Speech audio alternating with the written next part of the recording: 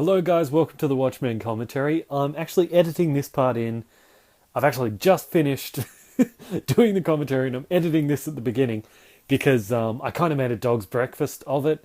My CD kept pausing, like my DVD kept pausing at some points. One bit I accidentally bumped the remote, so if you try to watch it on your home DVD, it's going to be completely out of sync. So instead, I'm going to give you the option in the description. If you click on the link in the description, the visual components for the DVD will be there if you click on it.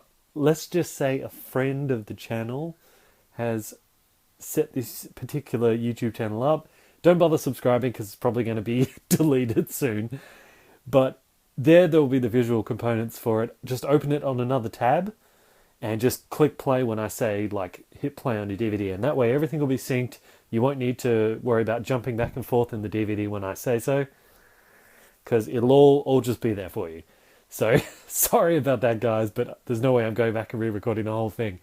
So yeah, click on that link in the description. That'll take you to the visual components. Open it on a different tab and, play the audio here and press play on the visual components there when I say so. Okay. So sit back, relax, and this is Watchmen.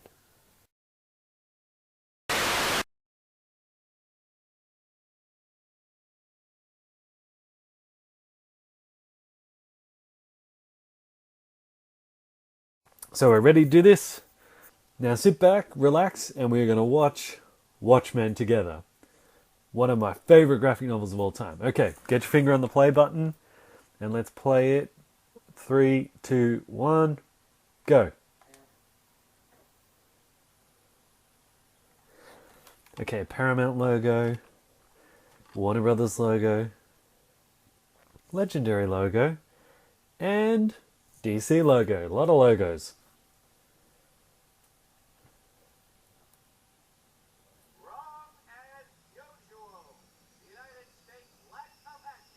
There we go. Okay.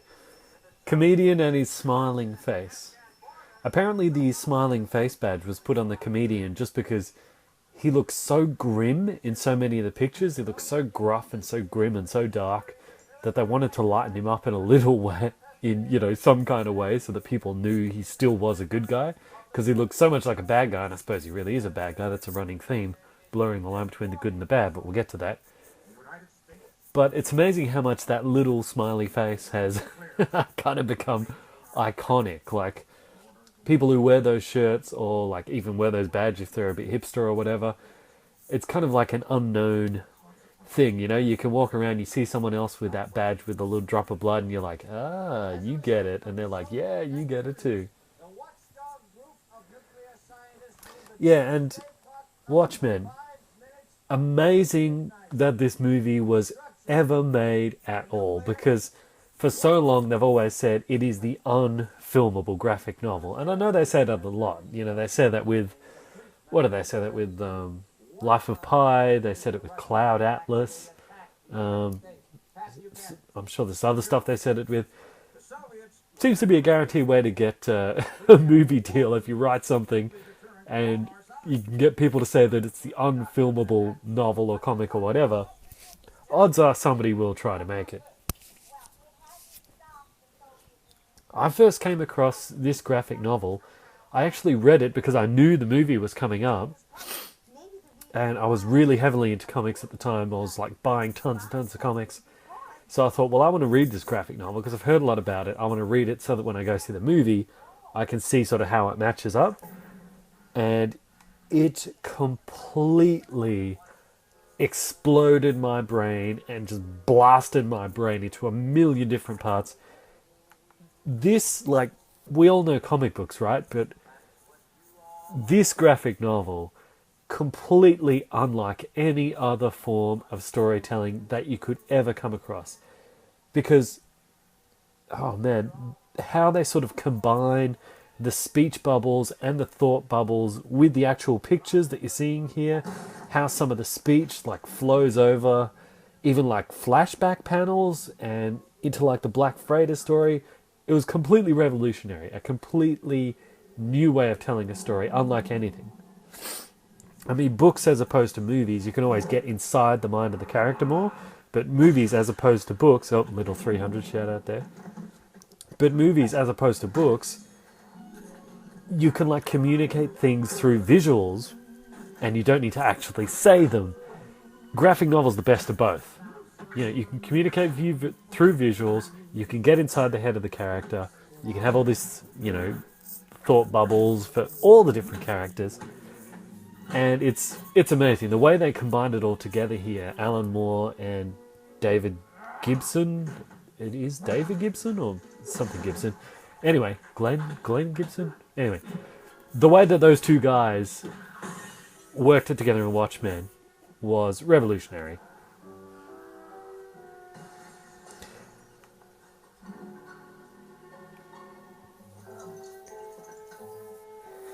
And particularly I liked how in different parts of the graphic novel, if if a character is interviewed, then you will actually read the interview. It'll actually be inserted into the graphic novel as like an article from a magazine. If a character, one of our characters is written Under the Hood, like the original Night Owl, like his memoirs Under the Hood, that's a book, and you see some of it in the shelves around here in this movie. But like you can read chapters of his book. Rorschach's psychological profile is in there. It's amazing. Like, no one had done anything quite like that before. Yeah, I do believe that one day, well, that day might even be today, but I believe that Watchmen has a very deserved place alongside all other works of defining fiction, like War and Peace, Moby Dick, Romeo and Juliet, and Watchmen. I'm not even joking. That's how amazing this is. It is a masterpiece of fiction. And I saw in an interview, can't remember who it was that said it, but even like Alan Moore himself has said that he's amazed at how multi-layered the story is. And like he wrote it. But I think it was just, his subconscious working fully. And yeah, it's a weird thing, the writing process. It's kind of like an out-of-body experience in many ways. But look, if you ever come across one of those idiots who says that comics are for children, those people who are like 30, 40 years out of date, just tell them to read Watchmen. And if they have half a brain, they actually will read it and they'll understand it.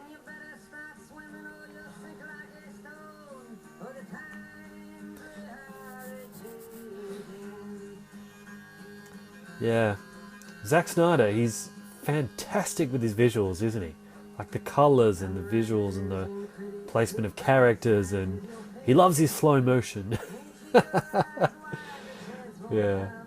But this whole introduction and credit sequence, can we even call it that? It's kind of more than a credit sequence, isn't it? It's like a backstory for everyone and setting up the world here. And if you're a bit of a history buff, you'll recognise historical moments, but they're all different. So this was after World War II. There was a male sailor who kissed this woman, and the picture was taken, and that was sort of held up as an image of everyone's jubilation that the war was finally over. And see, here in the Watchmen universe, we see the same thing, but, it's a woman kissing a woman. So this is a different continuity, a slightly different reality, so to speak.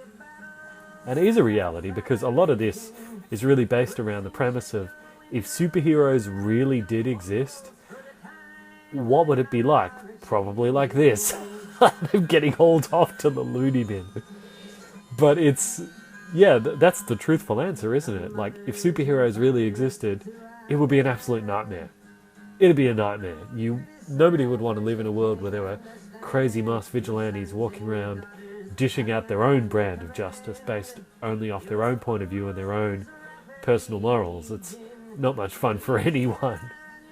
There's a reason that, you have to go through rigid training and all different trials and tests and that to be qualified to be a police officer. Do you reckon that's real footage of JFK that they CGI'd Manhattan in, or is that a lookalike? Because it's a pretty good lookalike. I was surprised to see they actually showed the blood splatter in that, because that's a pretty emotional moment in American history from what I understand, and it's pretty graphic. actually showing the blood spray across the back of the car. Yeah. Comedian was one gunman, behind the grassy knoll was Magneto bending the bullet. Trying to save the president or kill the president, or which was that? So, side point, just talking about that. In Days of Future Past, he says, I didn't kill the president, I was trying to save him. But when you look at the end of X-Men First Class, where everybody, the Russians and the Americans, everyone shoots at the beach trying to kill all of the X-Men. Magneto, Xavier, everyone. Surely on the American side, JFK must have had a say in that. He must have okayed that launch to take out the mutants on the beach. So, if he was a mutant, as Magneto claims in Days of Future Past, why would he okay a launch to take out his own kind? He wouldn't do that. But you would imagine that after an event like that, where JFK tried to, JFK and the Russian president presumably tried to take out all the mutants, that Magneto would then go and assassinate the president as retribution for that act. That totally goes with the Magneto character, but I think Bryan Singer was just a little bit gutless. Sorry, I know people are going to say I'm hating on Bryan Singer, but it makes more sense story-wise that Magneto tried to kill JFK after the launch on the beach. That's just the way that Magneto acts. Why JFK would issue the launch and why Magneto would then fail at bending the bullet when he's the master of magnetism, it doesn't make a lot of sense to me. Anyway. Enough about that. Let's talk about X-Men.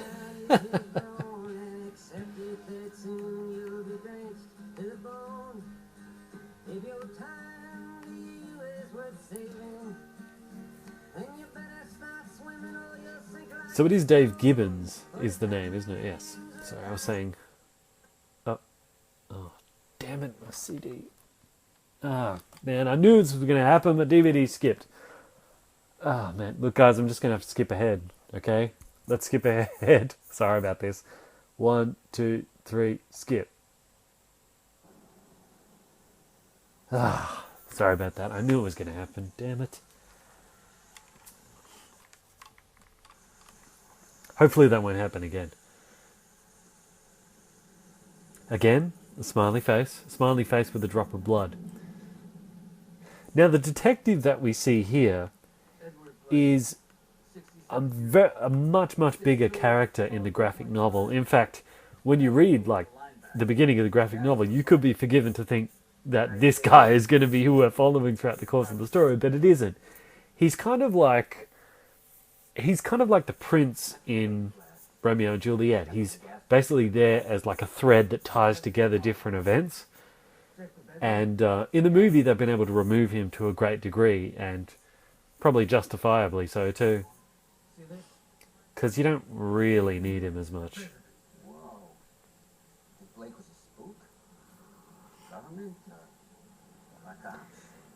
And here we are going to see the introduction for my favourite character, and I think the majority of most other Watchmen fans' favourite character ever, Rorschach!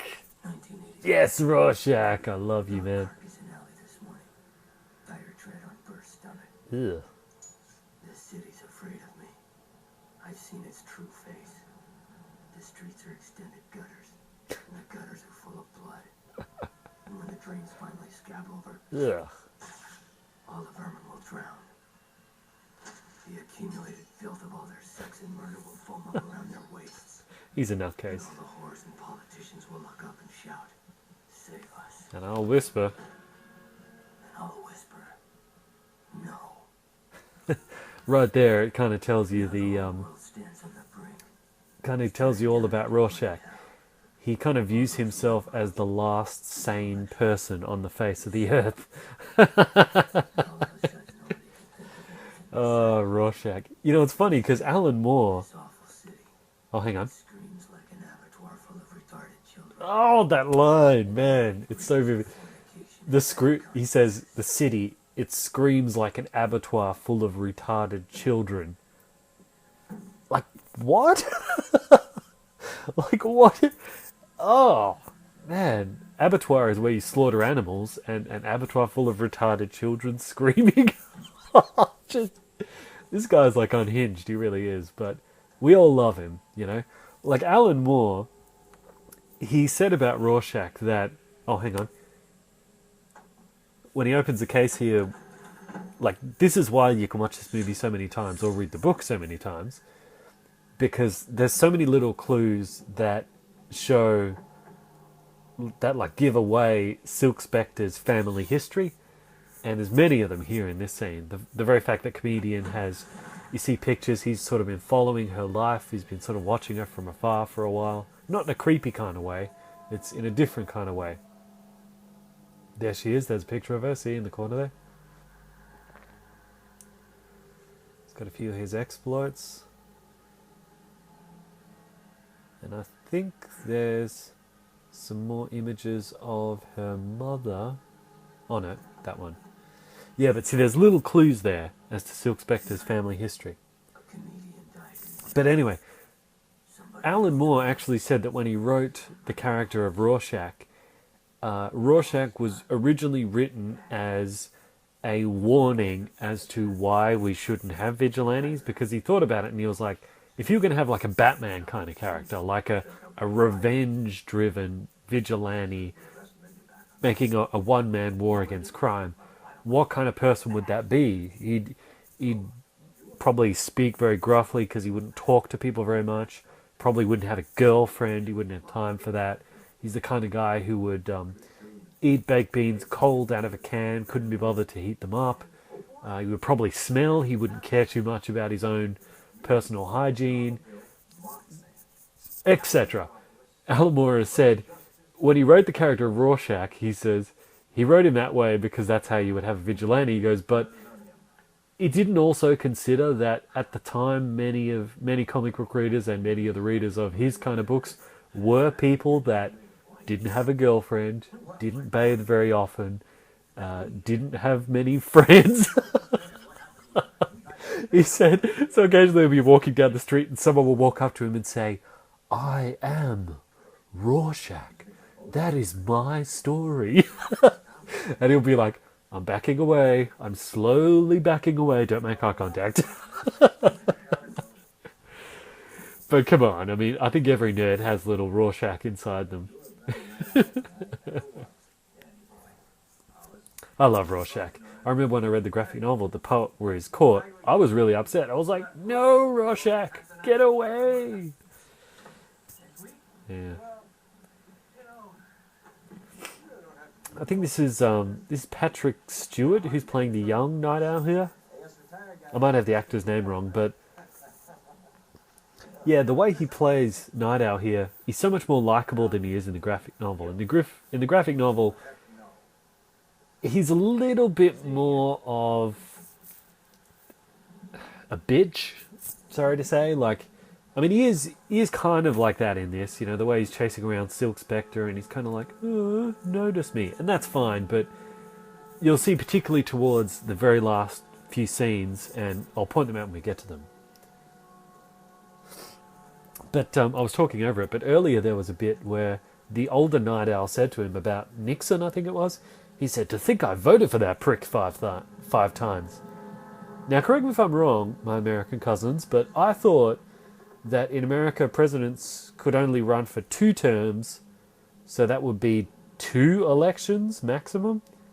So, that's obviously something different in this parallel version of history, kind of showing that America is more emboldened now by the presence of Dr. Manhattan, that they've become more hard-edged, more militarized, and less democratic, in that they've gotten rid of that 2-term limitation. You can just continue on. By the way, Australia doesn't have a limitation. You can stay in office for as long as you want, or as long as you keep getting voted in. But it's quite clear in the story here for Watchmen that Moore and Gibbons, they did that on purpose as a warning for how they saw the world was going at the time of writing this, with the Cold War and all that sort of stuff. I said in my Dark Knight Returns commentary, that period of history spawned a lot of fiction, like this and Dark Knight Returns and many others. And, yeah, as all writers do, they try to reflect the times to get people to think. And, you know, often doing it, well, the best ones do it very, very subtly and very, very indirectly, because as my friend Milan Jeftik, the Russian comic book geek, says, you can't force feed people intelligence. And he's right. You can't. You need to wrap that message up in, you know, chop it up into easily digestible pieces, sprinkle on something tasty over the top to sort of disguise it a little in order to feed people intelligence. And Watchmen, I think that's what they did. They, you know, in the form of a superhero comic, it's more easily digestible, but the themes underneath there are very, very deep, and we're going to get into them. You know, it's not just the political side. It's also more about, it's really about how can we change the world, and can we change the world, and should we even change the world if we could. But this verbal sort of jousting session here between Night Owl and Rorschach, it does highlight the theme of Watchmen, and really of all superhero stories.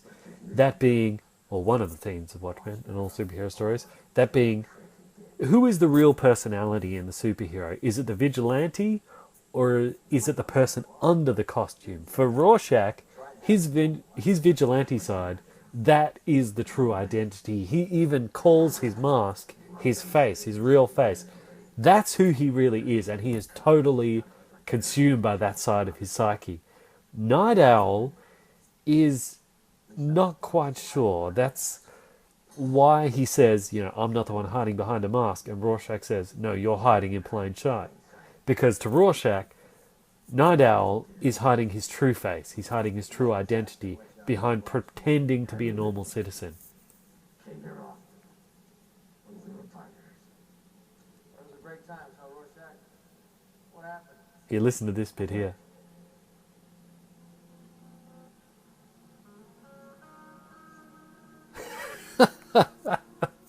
That musical cue there, I think, is a little bit of a tip of the hat to Lethal Weapon, you know.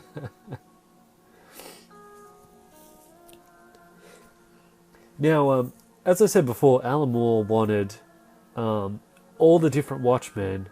Actually, I might not have said this before, but Alan Moore wanted the different Watchmen to represent different archetypes in the superhero franchise, so to speak. And different ones of them embody different aspects of some characters, and some of them sort of like branch over.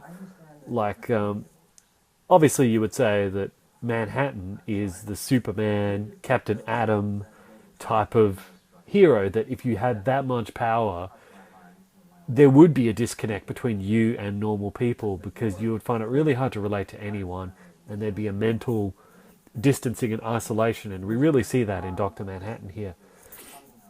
Like Rorschach, we've talked about his revenge-driven side is very much like Batman, but Night Owl also has elements of Batman with his gadgets and his little sort of bat cave under his house. Even Ozymandias here has aspects of the Bruce Wayne sort of Tony Stark billionaire aspect that always seems to show up in superhero comics. Like, yeah, why is it billionaires always seem to be superheroes? Do we always view billionaires as superhuman? Is that why we write so many of them as superheroes or supervillains? I don't know. Yeah, I think it's more to do with our view of billionaires as like the pinnacle of success and human achievement today. They're about as superhuman as we can get today, having like infinite amount of money. Rorschach thinks someone's hunting the Watchmen, huh? You think it's possible? Statistically, one murder doesn't equal a turn. Rorschach's a sociopath, bad. And so is the comedian. He's practically a Nazi. You know that better than me. I'm not here because I'm innocent. Suppressing a sneeze. Rorschach is the only one to know exactly. Well, this is a change from the graphic novel. This conversation was actually between Rorschach and Ozymandias, but they switched it here to Night Owl and Ozymandias. I don't know, maybe they didn't want to focus too much on Rorschach and they wanted to make Night Owl more of a character because they knew people would like him. And it does make more sense that, you know, Night Owl and Ozzy have this conversation to sort of show the friendship that there is or used to be there. But a line that Ozymandias has where he says, during the interview that was just on a minute ago, he says, if we make resources unlimited, then we make war obsolete. I would disagree with that, because greed and megalomaniacal tendencies knows no limit. So even if everyone has more than enough, a greedy man or a power-hungry man will always find an excuse to go and snatch the bread from their neighbour's mouth, even if they have more than enough of their own. So, I mean, the problem is not the amount of resources, it goes back to man's inner nature. And you know what? Considering what Ozzy is really doing in the background right now, and what he will do towards the end of the movie, he doesn't believe that making resources unlimited will make war obsolete as well, because really what he's trying to do is change man's inner nature. But the way he goes about doing that leaves a lot of moral questions, which we'll talk about.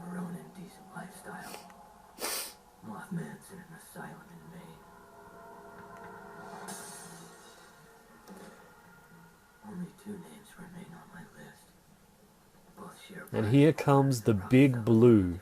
And I think the question on everyone's mind at this point in the movie, who had read the graphic novel, was, are they going to show it? Are they going to show the glowing blue? Well, you know what I mean. Good evening, Rorschach. Dr. Manhattan. You know why I'm here? Yes. Are you going to leave disappointed? Rorschach, you shouldn't be here. You're a wanted man. Nice to see you too, Silk Spectre. I have a real name I've been using a couple years now. Try it. Whatever you say. That was all that was on anyone's mind in this bit, as he shrinks down and then kind of turns around. Everyone's like, oh.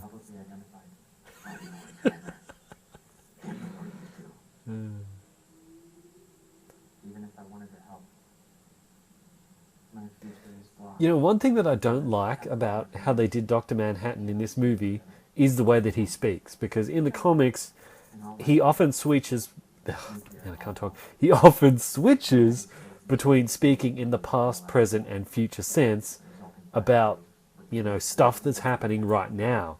He does it a few times, but I mean not that often. Like in the movie he does it a few times, but not that often, probably because they just didn't want to confuse the audience. But I really liked it in the comic because it showed how his perspective of time was very different to ours. To him, past, present and future were all happening simultaneously.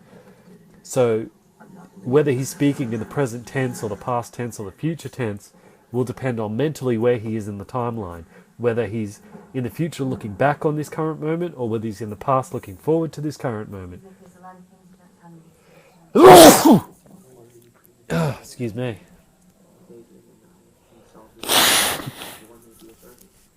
You always say that time is simultaneous. Is that true? How can you change the future?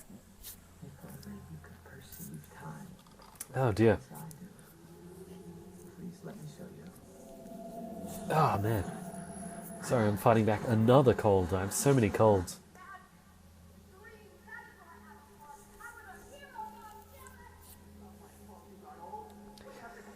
Yeah, but he's giving her a glimpse here of how when he sends her back, that's happening right now. And I like to think that she's in the mind of the little kid there, like her adult mind is in the mind of the little kid there, viewing that situation. She didn't understand it as a kid, but he sent her back into the mind of that kid so she can view it from an adult's perspective and understand what's happening. And that's just a little seed that he's planted there to eventually reveal to her the truth about who her father is. If you watch the way he deals with her, there's like a lot of this, like in his relationship with her, is him slowly trying to guide her around to that realization in a way where it won't be too overwhelming for her.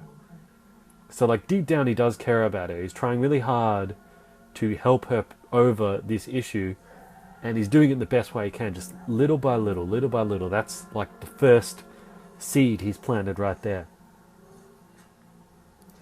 But those speech patterns have for Dr. Manhattan have always been interesting because it shows how for him time is kind of like pages in a book. You can skip forward like 20 pages or whatever, or just randomly you can jump forward and read a page and you know what happens on that page, but you don't know how that fits into the overall story. Not until you get there, then you're like, oh, I recognize this.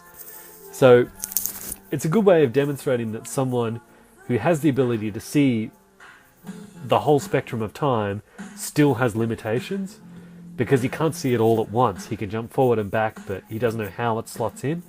And after the explosion at the end, you see that. Oh, there's Rorschach walking past. Spoilers.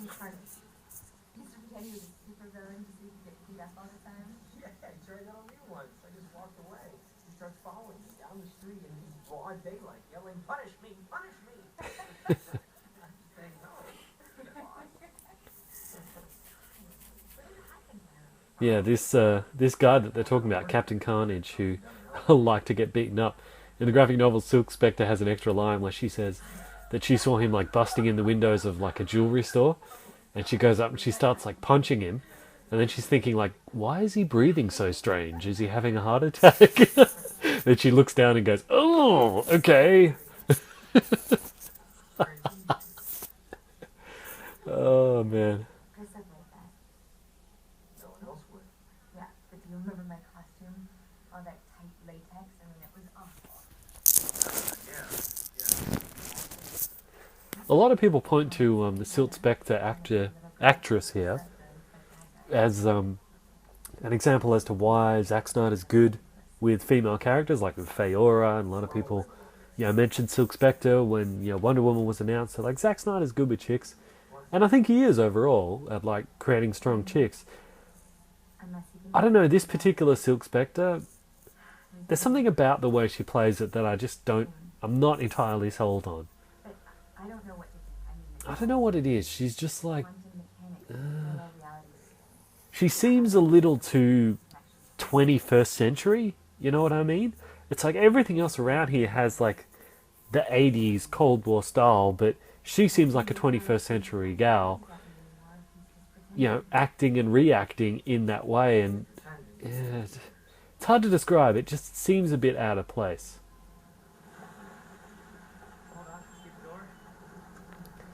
She's also a little bit slutty, and I mean, I know Silk Spectre in the graphic novel, she switches from Manhattan to Night Owl and all that sort of stuff, but she doesn't seem slutty in the way that she does it or anything. But with Silk Spectre, the way she plays it kind of makes it seem like she's the kind of girl who can just jump from one guy to another and doesn't feel any sense of loyalty to, even if she's not officially broken up. I don't know, I'm just rambling, but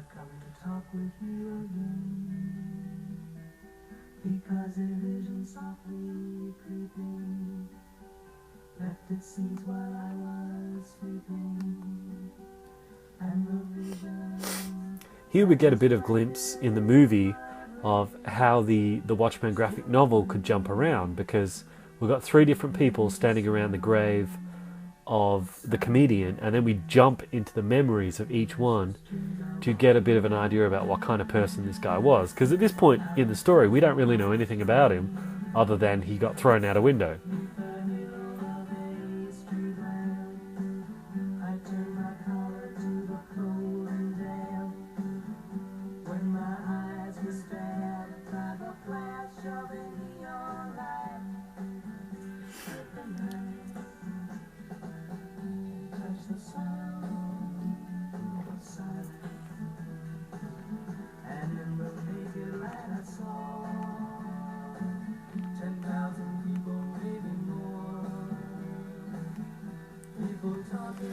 Yeah, my take on the comedian has always been, like, imagine the Joker, right? Like the Joker from the DC, but if instead of, him having his one bad day, as Alan Moore talked about it, what if before he had that one bad day, he went and joined the army?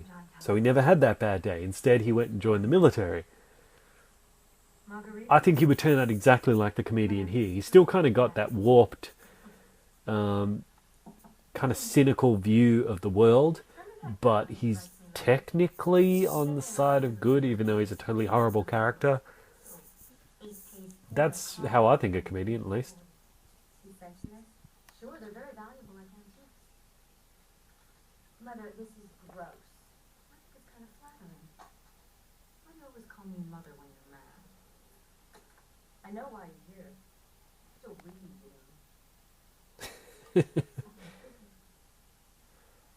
Eddie breaks. Does anyone else buy that old lady makeup on her? I got his punchline. I mean, the makeup's not really great old lady makeup, but After what he did to you? I totally believe her as like a near 70-year-old woman. I think, no, I don't think she's near 70. I think she's early 60s, maybe. What happened happened. Late 50s, early 60s. I'm But yeah, I'd buy it. Oh, there it is. 67. every day. The future looks a little bit darker. But the past, even the grime, keep on getting brighter. It's an interesting line she says there. The future gets darker. Like, the older she gets, the future keeps getting darker, but the past, even the grimy bits, keep getting brighter. Now, I'm not 67 like her, I'm 32, but I don't see the past as brighter than the future. If anything, I see it the other way around. I mean, the past is much darker and the future is much brighter. Maybe that swaps around over time. Like, maybe at 30, that's the way you see it. The future is brighter and the past is darker. And then when you get to her age, you know, the past is brighter but the future is darker. So it makes me wonder, like, at what age do those two views sort of cross over? And at what age do you kind of go, hey, the present is actually pretty good? I don't know. Maybe it's probably not midlife, because that'd be the midlife crisis. Anyway.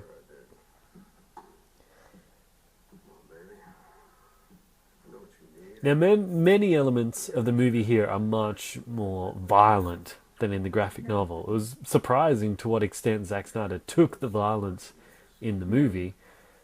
I mean, often you see like like comics and graphic novels particularly are way more violent and they tone it down for the movies. This time, the graphic novel was actually quite tame. I mean, the themes are intense, but the violence was quite tame. But the movie just went totally for it. Especially in this. I mean, he didn't beat her up that much in the graphic novel, I don't think.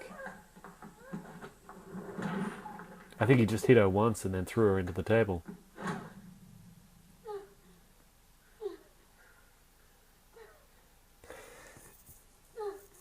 Now, in a minute, the guy who walks in and starts punching the comedian. In the graphic novel, the first night owl mentioned in his memoirs that he was pretty sure that that guy, that character, was homosexual. But, you know, again, a product of the times, that guy made a real effort to try and keep it secret because I guess it was taboo in the time period or whatever. So when the comedian says to him there when he's punching him, he's like, yeah, this is what you like, this is what makes you hot. He's basically saying to him, I know your secret, I know that you're gay. And that's why the guy kind of stops in his tracks and he goes, what? And in the graphic novel, you get a close-up of the guy's face and his eyes like wide open. He's like, what? But in the movie, he's just like, what? What are you talking about? But it has a lot more meaning in the graphic novel. Even though we only get tiny glimpses of the Minutemen, the predecessors to the Watchmen, it was very fleshed out in that regard. Like, there's little clues there where you kind of know the whole backstory if you're aware of it.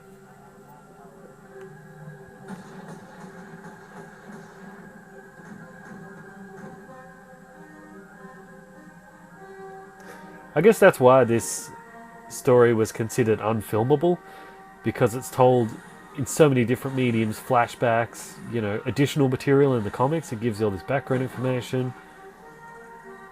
Really, the only way that you could follow the graphic novel religiously would be to make it a TV series where you can take your time and cover everything. Now, that's a TV show I would definitely watch.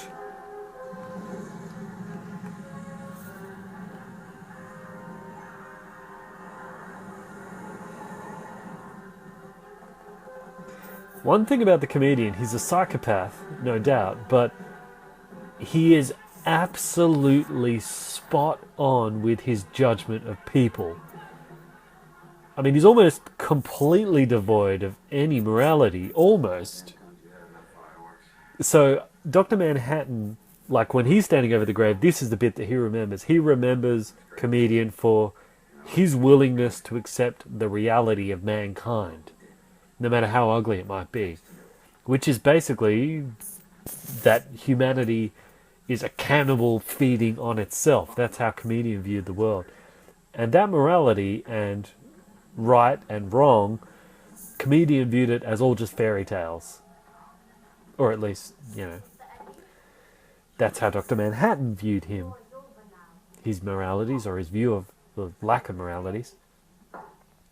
I guess Manhattan kind of related to Comedian in this regard because he felt disconnected from humanity. So in the same way, Comedian was kind of separate from humanity, in that he was the only one who really understood what the world was really like, you could say.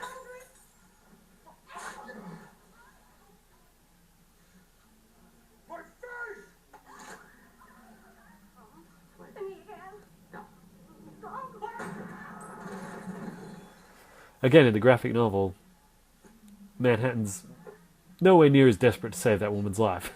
I mean, he didn't do much here in the movie, but he's like, Blake! In the graphic novel, he's like, Blake, don't.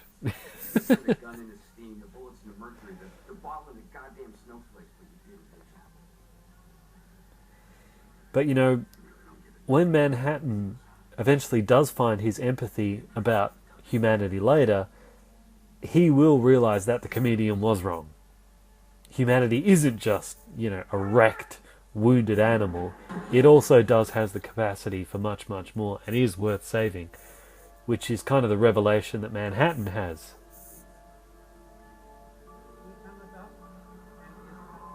So now we're going to Ozymandias and the sort of lesson that he took from the Comedian. See, here we have the Comedian being a realist without any optimism, and we have Ozymandias, young Ozymandias, as an optimist without any realism. So the Comedian here unintentionally balances him out in his view of the world, and the result is he is now set on a different path that will ultimately result in the deaths of millions and millions of people. Yeah, the Comedian has a lot of the Joker in him. He sort of infects the minds of the people around him, whether he means it or not. And he influences everyone's lives in that way. Just by being around him. Just like the Joker turned Dent into Two-Face in The Dark Knight. So the Comedian, he influences the lives of everyone who was around him. Everyone around that grave was influenced by Comedian in some way. Mostly bad, but in some cases good.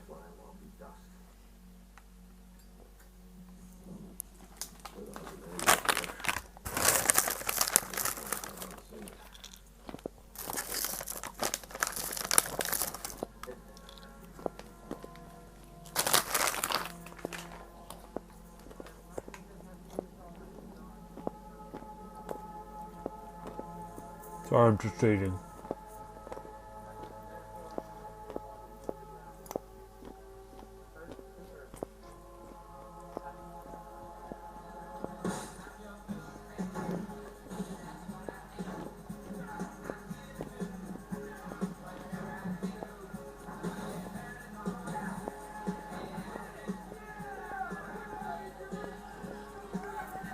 So here, we have Night Owl's view of Comedian. And basically the Comedian just sort of showed Night Owl, this is all a waste of time. He showed him none of this matters, or this is all just a joke. Which is what kind of sent Night Owl into his downward spiral of depression and impotence that he has been in ever since. Thanks, Comedian. Really great. It's like ruined everyone's lives all around him.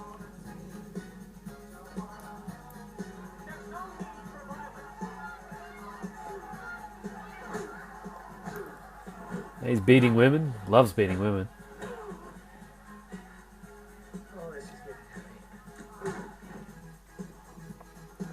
I think he has rubber bullets here. I don't think he's just ruthlessly gunning down the whole street. Not that he wouldn't want to do that, but yeah. If he's replacing the police during a police strike, they're probably required that he has rubber bullets.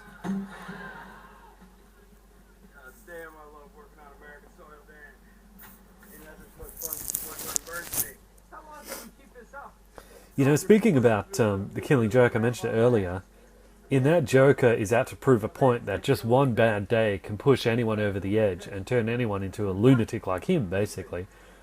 The suggestion is that being through a bad day is what turned the Joker into the Joker.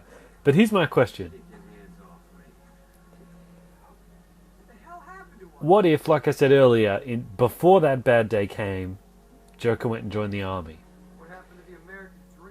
No matter what scenario, there's no way he would be Captain America at the end of it. No way.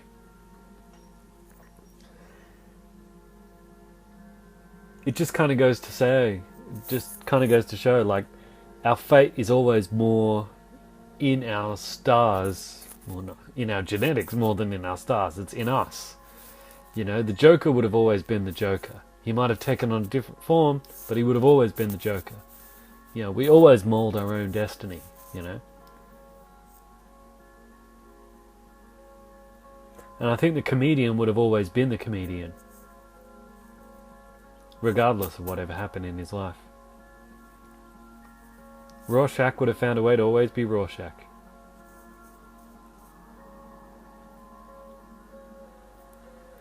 There he is again with his sign.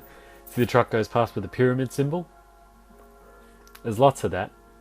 There's lots of little clues to the sort of the B plot. The B plot to this? Or is it the A plot? I don't know. But the whole thing of the mask killer and pyramid and all of that. And there's little clues, not only to the pyramid sign, like logo keeps showing up, but there's little clues like Ozymandias. He's often wearing like purple, a colour of purple, like the purple symbol. So the clues are there that Ozzy is behind it, but Ozzy's pretty clever, isn't he? He's set up this conspiracy to distract from the real conspiracy. So there is a real conspiracy to distract from another real conspiracy. It's like a double bluff.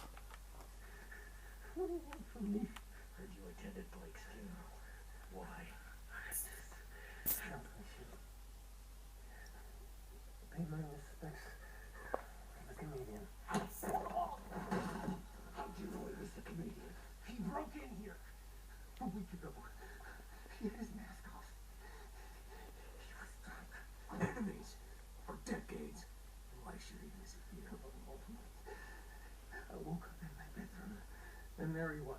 He was upset. He was crying. Crying. The comedian. He was babbling. He's not making any sense. This scene, like, seeing the comedian having this breakdown, it kind of reminds me of, like, time turns everyone soft. You know, well, not soft, that's not really the right word, but maybe the right word is time eventually breaks everyone. No matter how tough you might be, a lot of people in their middle-aged years or in the older years, you know, time humbles everyone. Maybe that's the line. Time humbles everyone. Because I remember my uncle, one of the toughest guys you've ever met. Drinker, chain smoker, brawler, his whole life. Tough as nails. Now that he's very old, he's very emotional now. He's very sentimental now. And, you know, it's weird seeing him like his face and his body sort of bears the scars of his lifestyle, kind of like comedian right here with the scars on his face. Like he's got a hardened, leathery face with everything he's been through. And it's weird seeing a guy like that sort of humbled over time and becoming more emotional. You know, my uncle, he's got like 3 boys, none of them talk to him anymore, and it really upsets him now in his older years. In his middle age, he could just be like, whatever, live your life, but it gets him eventually. But I think that's the same thing with like comedian here.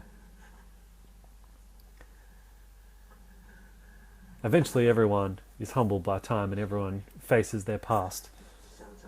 And it's strange because the comedian, like we said, he's almost completely devoid of morality.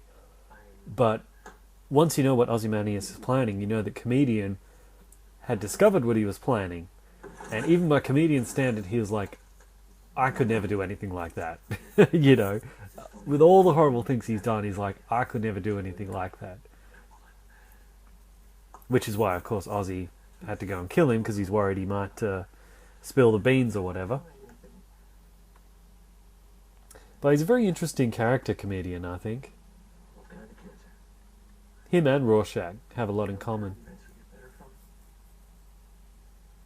But I think comedian, he's victimized a lot of people. Rorschach has been victimized by a lot of people in his past, and that's kind of why there's that difference between them. Thought about Moloch's story. Could all be lies.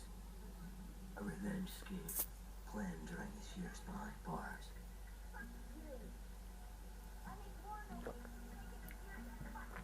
But if it's true, There's also that other line where Rorschach says, I think he says it in a minute, what was it he saw? where is this what happens to us, you know? No time for friends, no one left to mourn us except our enemies. Blake, the comedian. Really, that would be the kind of question for a vigilante, wouldn't it? In the rain. They wouldn't be able to get close to anyone, because if they do, their enemies could, you know, kidnap them or whatever. Time for friends. Only our enemies leave roses. Yeah, and it is a strange thing about how Violently. enemies can eventually become friends over time. Understood.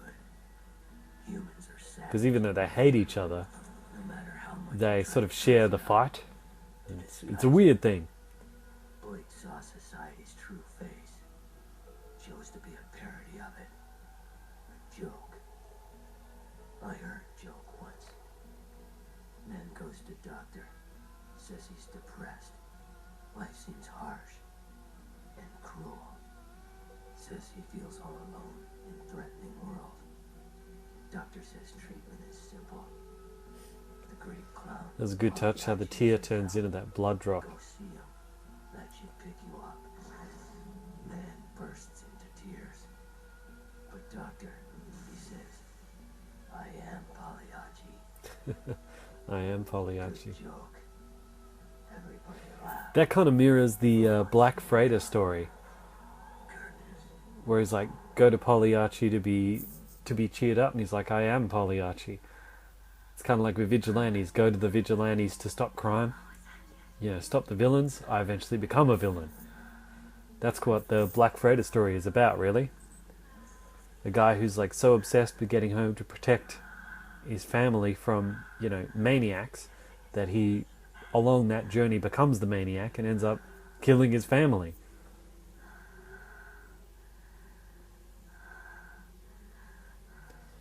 And here we have the trademark awkward Zack Snyder sex scene. Oh, Zack Snyder. John, stop. What are you doing? See, I don't like the way she says that.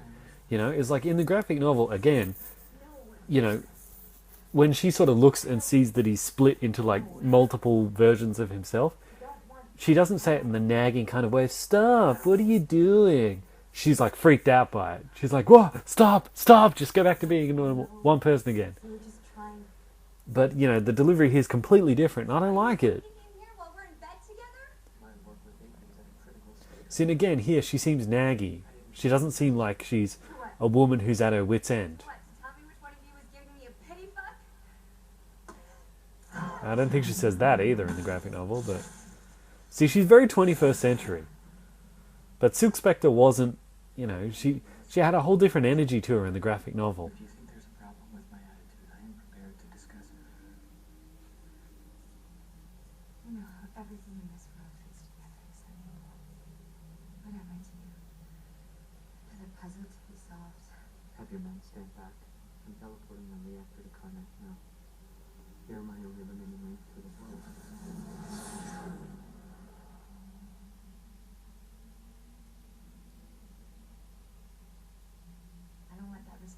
anymore.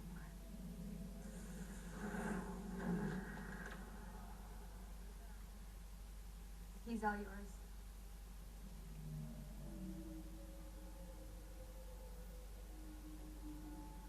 Don't worry, John. She'll be back.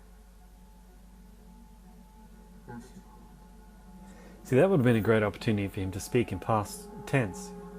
Where he's like, don't worry, John, she'll be back. And he's like, no, he'll be like, John, she came.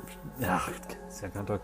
Like, if he's like, don't worry, John, she'll come back. And then he says, no, she didn't. Just a little thing indicating he's gone to the future. He's looking back to see what happens. He's like, no, she didn't come back.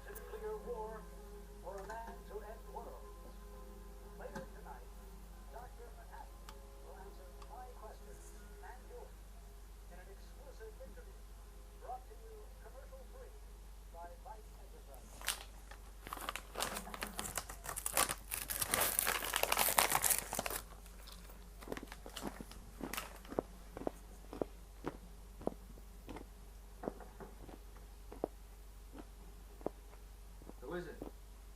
It's fine.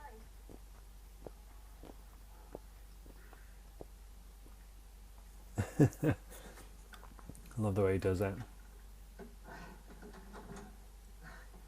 I just had this new lock installed. I didn't know where else to go. It's okay. Come in.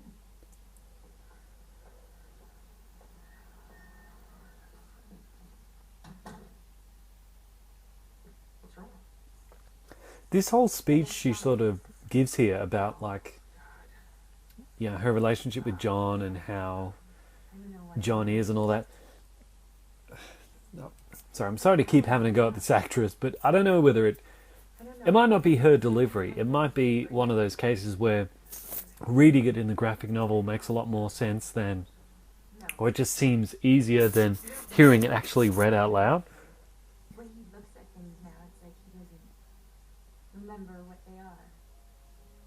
It's like this world, this real world. To him, it's like walking through a mist. And people are just... Her delivery isn't really helping either. Sorry. Yeah. I just feel like I'm trolling her character. I don't mean to be. I'm sorry, Dan. This is twice now for you leaving. Come on. It's kind of cool that they have Dr. Manhattan, like, using his powers to, like, levitate all the clothes onto him. Although, if he can manipulate matter at an atomic level, he should be able to just create clothes on top of him. But see, the things floating around him here, the earring, and what's the other thing? Earring and the photograph. Both of them are very significant. Because they're both from the first real love of his life.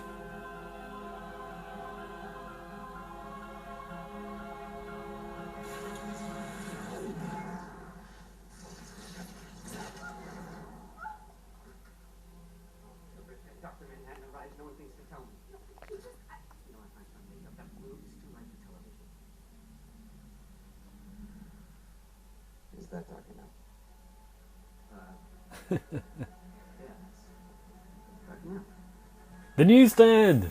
There's the newsstand! Oops, I bumped the remote. I'm making up that blue is too light for television. See if I can forward. Yeah, but you see on that the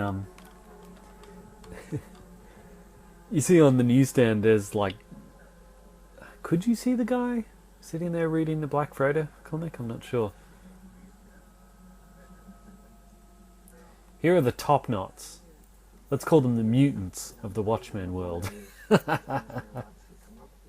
cool and try not to get into any tight corners. A renowned nuclear physicist who, through a terrible accident, was gifted with extraordinary powers, capable of bending matter to his will. Today, the world knows him as... Now, there's a couple of changes in this interview period here. I think for the most part they're maybe not as good, but I think you can kind of understand why they were made. Black, you have I'll explain it when we get to it.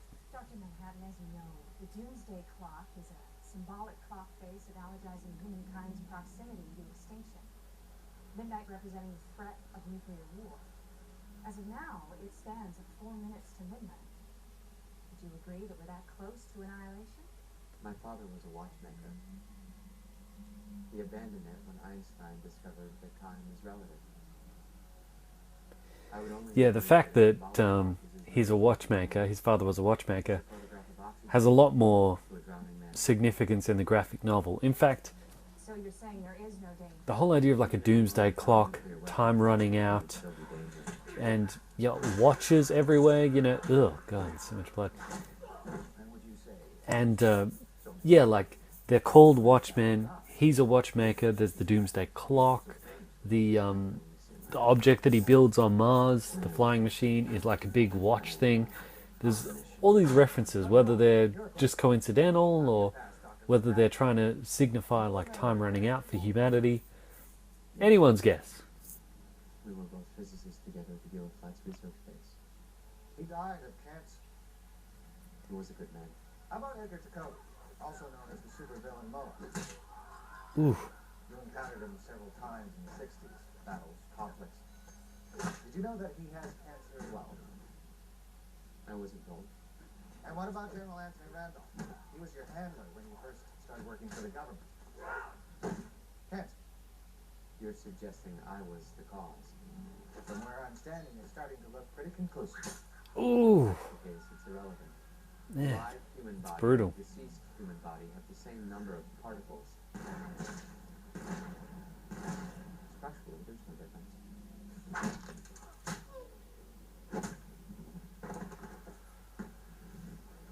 All right, let's settle down, please. See, Manhattan in the interview, he's kind of trying to keep that cold composure of like coldness, probably because he's in a bit of a bad mood because his girlfriend just walked out on him. But underneath that, as Ozzy mentions later, underneath that you can see there's a deep well of emotion. Now here's the big change. The girlfriend walks in. Okay, that doesn't happen in the graphic novel. He just mentions that your old girlfriend's died of cancer as well, or is dying of cancer as well. But I can understand in the movie why they feel the need to actually bring the actress in, show it, because otherwise it'd be really hard for the audience to make that connection that this girl we're seeing here is the same girl we're going to see in the flashbacks in a minute ago, in a minute from now. I stuck by you after the accident. I gave you everything.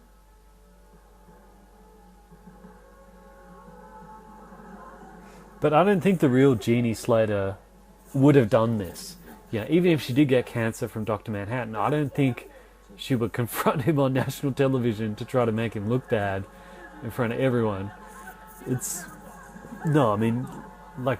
He still loves her, she still loves him. They wouldn't have done that to each other. But, again, it makes sense for the movie. Again, here in the graphic novel, one guy's like, "How often did you and Miss Slater have sex?" And that's when he's like, "Ah!" And he just like teleports away to Mars. Would have been good if they could put just a little bit of text there saying them Mars. How are we supposed to know? And their light takes so long to reach us. But here, this is my favorite part in the whole movie of how Dr. Manhattan became Dr. Manhattan. There she is, same actress. 1959, and I'm in love. Now, here's a moment where she has a watch, and it has like sentimental meaning for her. I think it was like family heirloom or something like that. The band breaks and it like falls on the ground, and a fat guy comes and steps on it and breaks it. And John here, he tells her, "Don't worry, I can fix the watch because my dad was a watchmaker. I know how to do it. I can fix it for you because it's an older watch, and he knows how to do all that stuff." We were introduced by a good friend of mine. But that's an important fact because later on, when he runs back into the room where he eventually gets vaporized and becomes Dr. Manhattan out of, the reason that he does that is because the watch that she cares so much about has sentimental value. He left it in that room. So the reason that he risks getting locked in there is because the woman he loves, he wants to run in and get the watch so he can fix it for her. So that's why he takes that risk, because he's stupid in love with this girl, and he goes in to get her watch. But they change it to him just saying, "Oh, I forgot my watch," and that just makes him look stupid. It's again, Zack Snyder has problems with this. You know, he's got problems with ironing out little details like that here. Oh, I'll catch up with you guys. I think I left my watch inside. His watch he wouldn't risk going in to get, but her watch he would, because it's the woman he loves. See, so just details, I'm just saying. And the intrinsic field device here is, I think in the graphic novel it was described as everything except gravity that holds you together. You can't override the time bomb. So that's why he gets like pulled apart. But then he kind of becomes like the embodiment of those elements in physics. I'm sorry, John. Just a nice little detail. If somewhere they could have mentioned that that's what the intrinsic field generator is, just to sort of explain so that we understand why he has molecular, why he can control atoms at the atomic particle, because he's kind of become merged with that fundamental law of physics.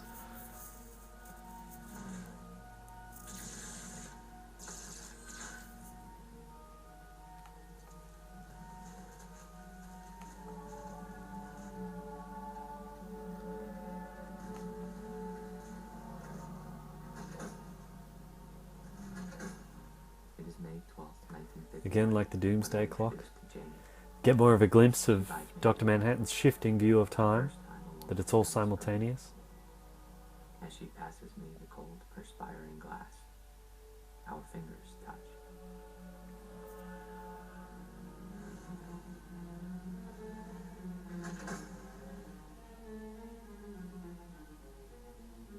Yes, John. Good. Now it's just a question of reassembling the components in the correct sequence.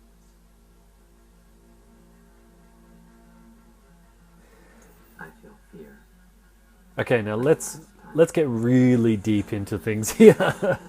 Okay, so in the graphic novel there's that moment where John is putting the watch together and he remembers that his father comes in and throws all the stuff out. And he mentioned in the interview that his father abandoned watchmaking There is nothing when ordinary. it was proven the theory of relativity that time is relative. Anyone has. So that causes him to abandon Story system is the study, no, not the study, but abandon the practice of watchmaking, because he's like, time is relative, so watches are kind of irrelevant. They'll change regardless of where you are. And that sort of started, that's what set John on his path to become a physicist. Is he a physicist? Or scientist, whatever. Now here's the thing. If all the watches in Watchmen are meant to be a metaphor for when our time as humanity runs out, if time is relative, does that also mean that our end is relative? Because seeing the clocks count down to midnight symbolizes our end. So if time is relative, is our time relative?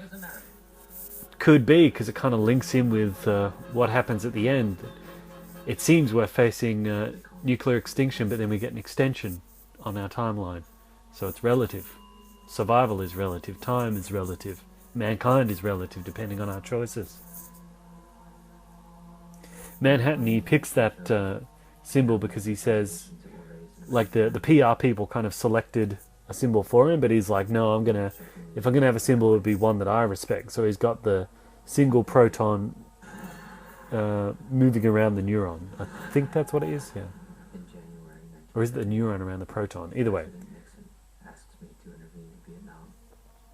Something that is President Another nitpick, would not. Dr. Manhattan's costume. A week later, the conflict ends. I know it sounds annoying for me to keep saying in the graphic novel, but I don't know how else to say it. In the graphic novel, Alice Mason, a costume hero, writes a book. he starts with like a full body like black jumpsuit all the way down to his arms, down to his wrists, all the way down to his ankles, like full body black jumpsuit.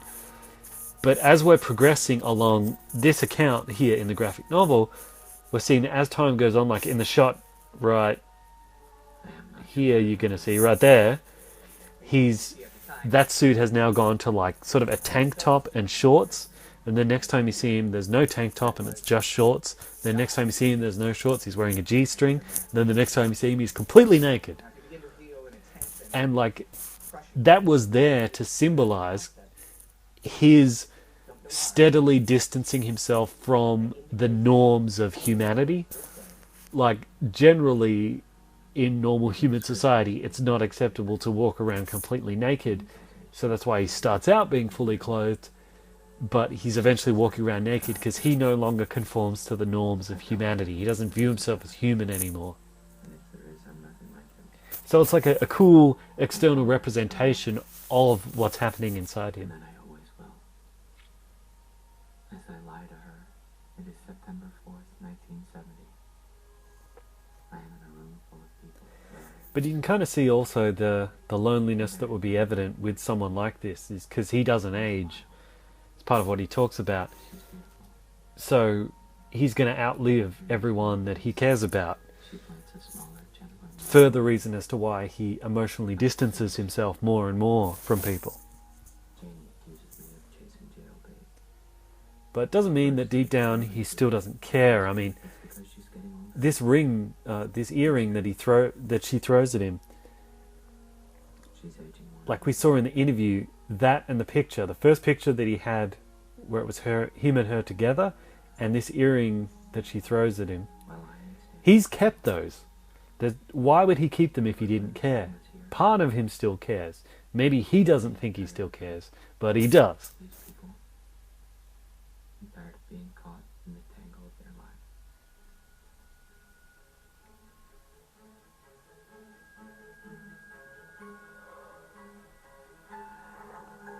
Part of also the reason why Dr. Manhattan glows blue is apparently that's the color of...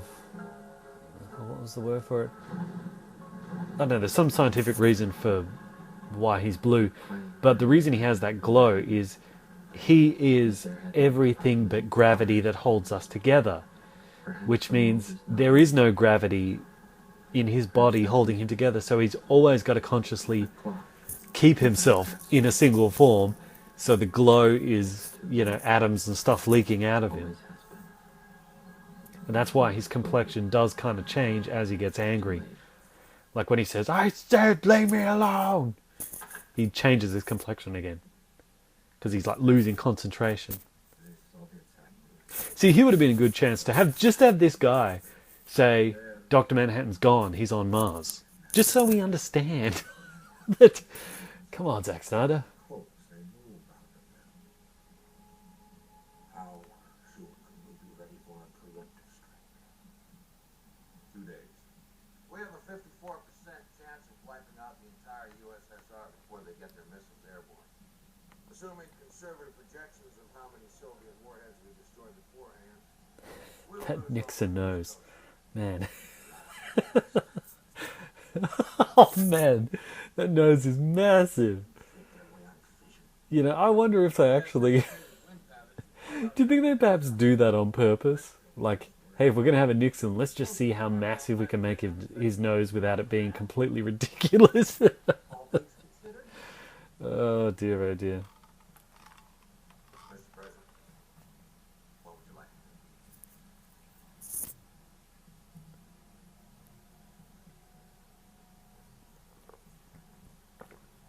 Take us to death part 2. Begin throwing the bombs. Dr. Manhattan has 2 days. After that, humanity is in the hands of a higher authority than mine. Let's just hope he's on our side.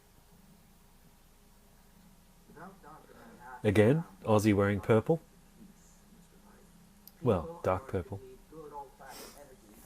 Now, Ozzy here, he gives us a little bit of his history. Basically, his character is a combination between Batman, Lex Luthor, Ra's al Ghul, and Alexander the Great. But unlike Batman and Lex Luthor, when he was born into $1 billion inheritance, he gave it all away.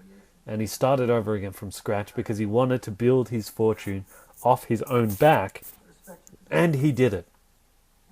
And unlike Ra's al Ghul, who does see things from a planetary perspective but still focuses on crime and corruption as the main enemy, Ozzy here sees the very big picture. He sees not just all of humanity, but he sees all evil action coming from the heart of mankind as the enemy.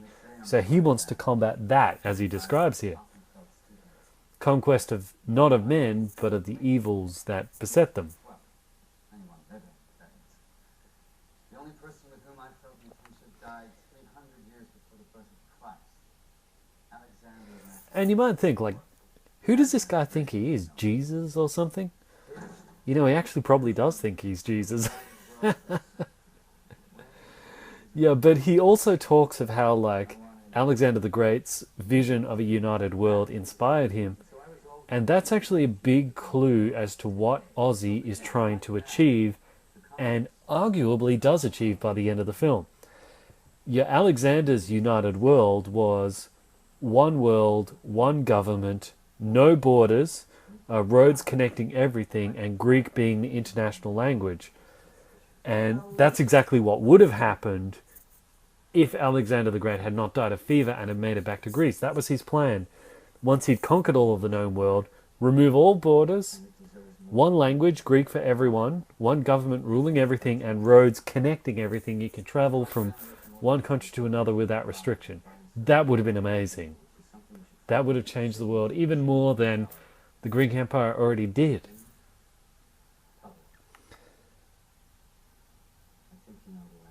And you know, Alexander the Great, he was not just a great tactician in war, but also in rulership. You know, he won over the hearts and minds of the people of Babylon and of many of the other areas that he conquered, in that he didn't crack down on the people's way of life in the areas that he conquered. You know, he didn't ban any religions. He allowed everyone to worship the way they wanted.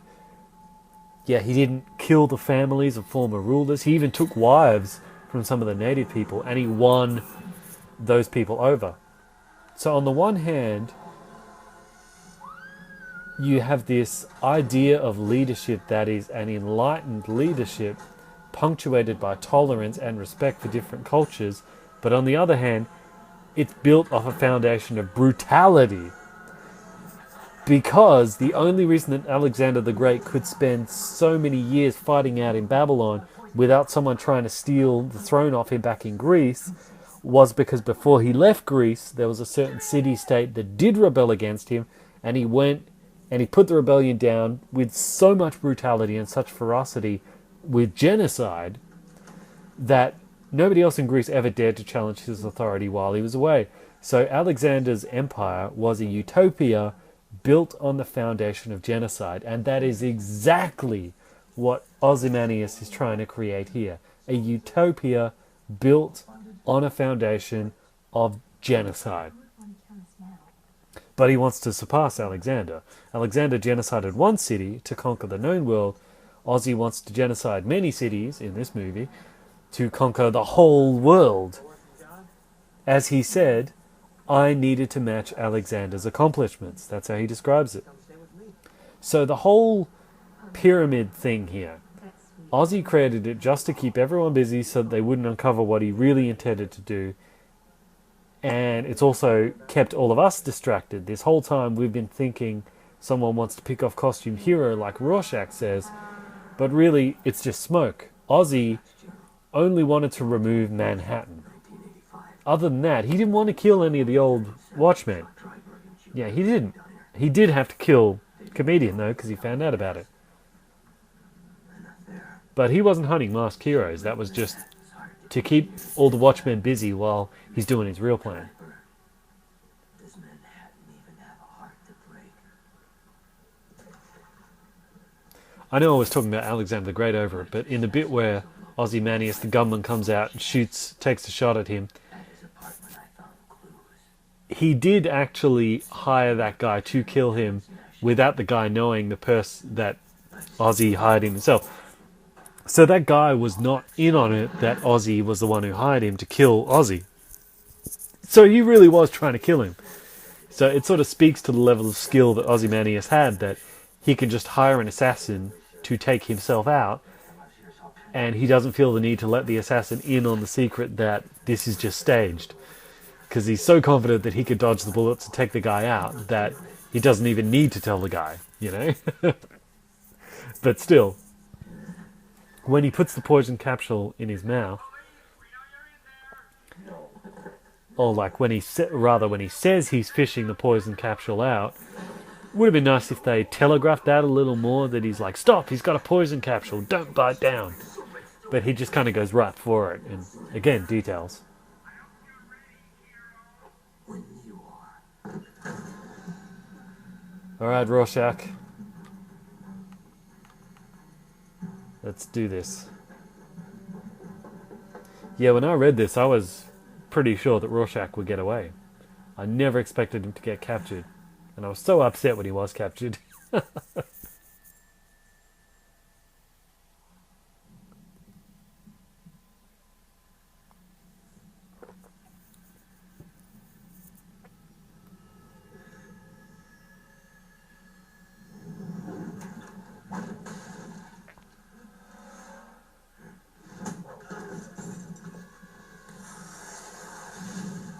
Zack Snyder slow-mo.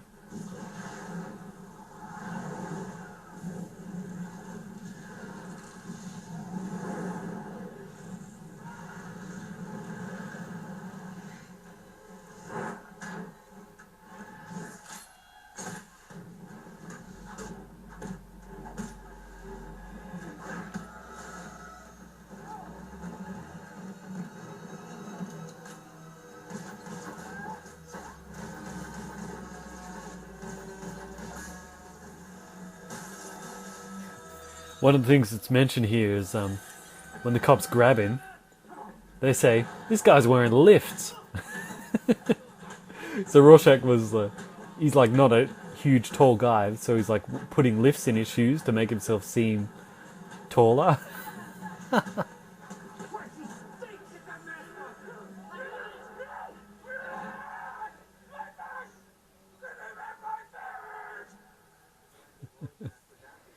Poor Rorschach. Walter Kovacs, a 35-year-old white male. Little's yet known about Kovacs, but he was charged with the murder of one Edgar Jacoby, found shot in the head at point-blank range in his home in the Bronx. The psychiatrist guy here, who's the files that you see him writing, you can read them in the graphic novel. They're inserted there. I'm glad that they changed him from the graphic novel, because in that, the psychiatrist is more of a naive idiot, like who is sort of being fooled by Rorschach's performance of being cooperative here in the beginning, and then is intimidated later when Rorschach sort of flips on him. I think this version here I do like much more, because I don't believe that a psychiatrist, a professional like that, who deals with, you know, mental illness or people like Rorschach, you know, every day, like, they would not be naive. He wouldn't have made it in this profession if he was naive. I mean, how could you? So I do think it's good that they've made the psychiatrist a more of a match for Rorschach here.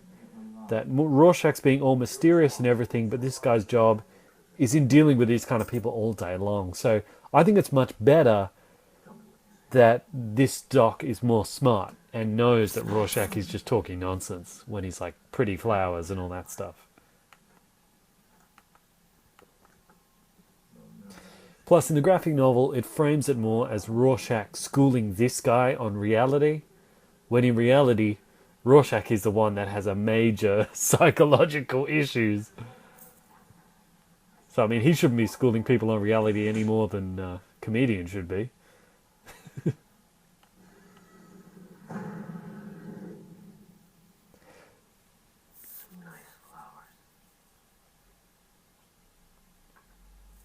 So this is the origins for Rorschach, or rather, when his vigilante persona of Rorschach completely took over. One thing that they don't include here, like all this stuff of him being bullied, you know, his mother being a prostitute, that's all in the graphic novel. One thing that they do leave out, though, which actually explains where his mask came from, was that his mask was the copy of a certain pattern that was on a woman's dress, a woman who was raped in an alleyway, and apparently the whole street heard the attack, but nobody in the whole street did anything to try and stop it or even called the police. And he sort of made his mask out of that because he was like, that event, or he says hearing that event made him think, man, nobody wants to do anything about it, so I'm going to wear that mask as a symbol that I will stop this from happening again. Now he frames that story as he tells it in the graphic novel as this was something that he just read in the paper that happened.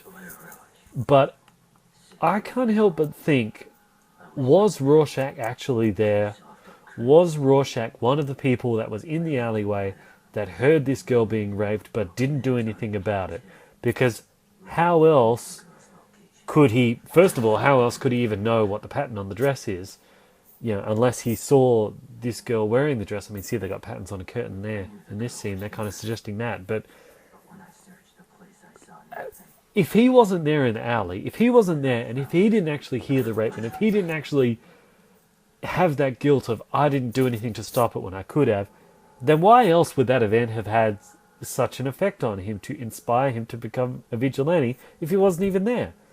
You know, if he wasn't there, it's just something you read in the paper. You forget about it.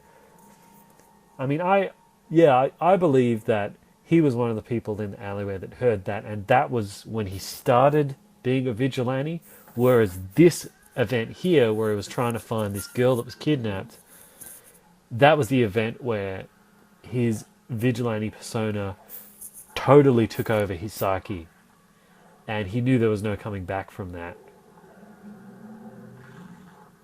Oh.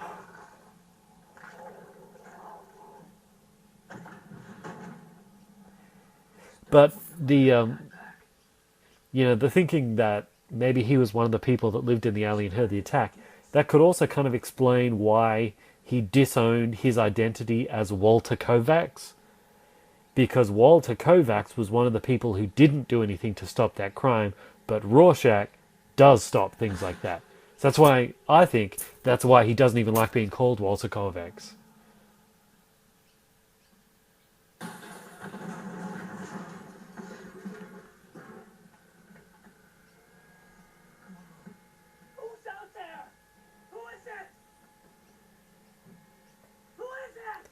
Yeah, see, here they made it more that the mask was sort of fashioned off the charred remains of this little girl's dress that was in the oven here that he pulled out a few minutes ago.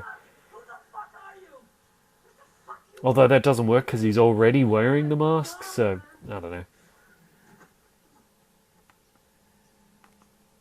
You think I had something to do with that girl? I found that. What evidence have you got? You know, it's funny, like in,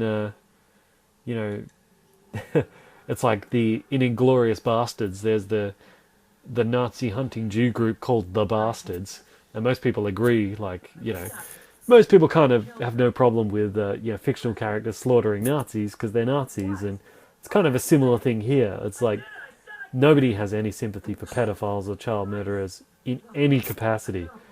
And I don't think any of us would have a problem with this happening either. Don't do that! Take me in! No!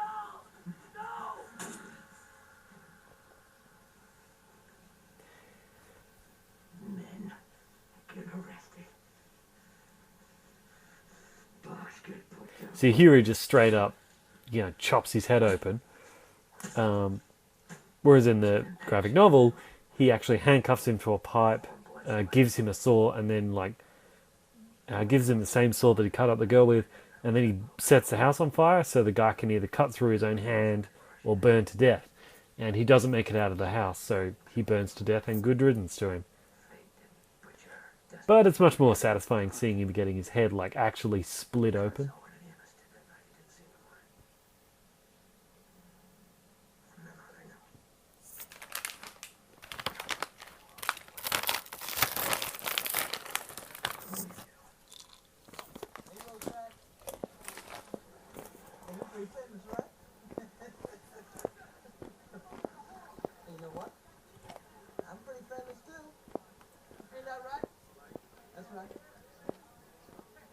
Maybe I can get a little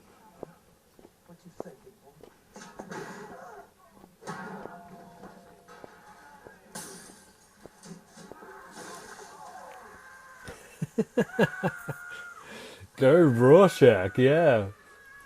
I know Rorschach's like a crazy psychopathic lunatic, but I still think he's awesome. He's a good incentive not to turn to a life of crime too.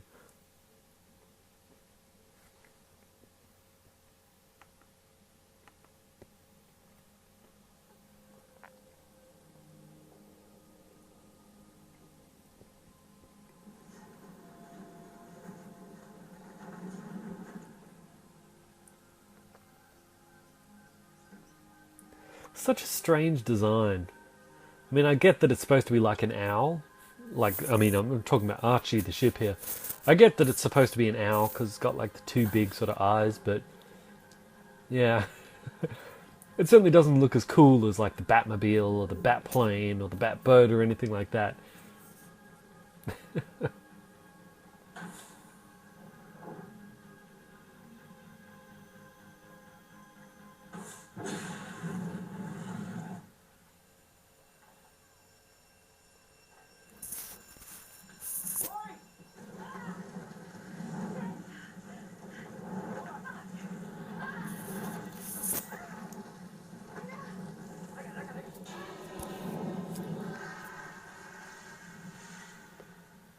So sorry, I was snooping around and I must have hit the wrong button. Are you hurt? No, I'm fine. I feel so bad. Oh, don't worry. It's happened before. Comedian did it back in '77. Archie survived that. Like I says, comedian did it back in '77.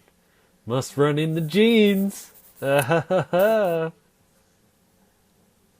you ever afford all this stuff? Well, my dad was in corporate banking. Left me a lot of money when he died. Which always surprised me. I mean, he was disappointed that I got into crime fighting and stuff following him. Guess I was just more interested in birds and airplanes, mythology. Must be nice having a secret identity. A secret place that nobody knows about. Just come down here and hang out without anyone checking up on you. Nobody watching you. You want to try those on?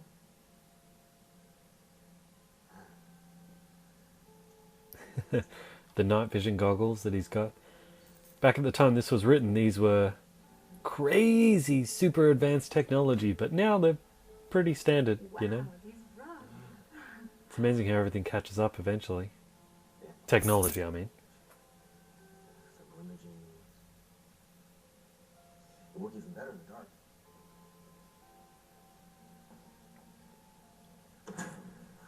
You can see me, right? You can see everything. I remember, no matter how black it got, whenever I looked through those goggles, everything was as clear as day. This must be the way John sees the world. You should probably head up. It's getting cold. Put those away when you're done. Sorry, I should probably be talking. I just love this movie so much. I just keep falling into this thing where I'm just watching it. I'm just enjoying watching it. Here's a question. Is there a war going on at this time?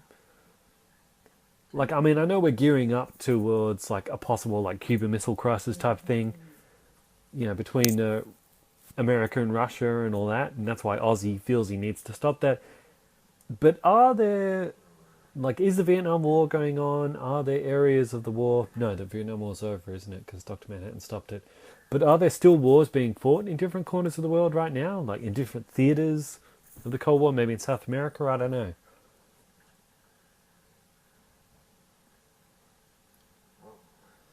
And here we have the second awkward Zack Snyder sex scene in the movie. I mean, technically, it's not a sex scene since Night Owl can't actually perform. Not unless he's in his owl costume. That's weird. There's a mirroring there of like the owl owl eyes on Archie, like the goggles.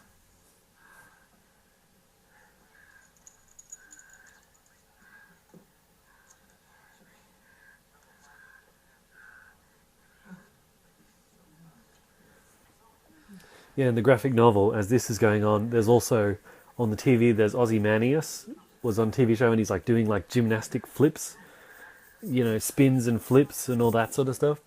And the commentary as this is going on is like, look at the flexibility, look at the agility. Oh, this is a 50-year-old man and he's performing like a 20-year-old.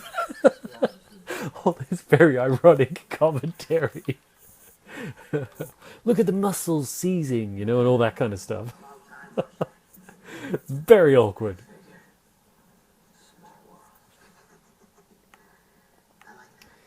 Now this is Mickey from Seinfeld. When I read this part in the graphic novel, Peter Dinklage was pretty much an unknown at that point. So when I read this part, I was like, knowing the movie was coming out, I was like, who are they going to get to play big figure here? And I thought it's either going to be Mickey or it's going to be the guy who played Mini-Me in Austin Powers. Because they were the only two sort of like well-known little people, that's a politically correct term, isn't it? Little people that were actors, but my money was on Mickey because he's always been able to display, an angry character, a villainous character, a not totally nice character. I can't imagine Mini-Me being that, even though he was supposed to be like an evil Mini-Me, but not really. Mickey's much better at it.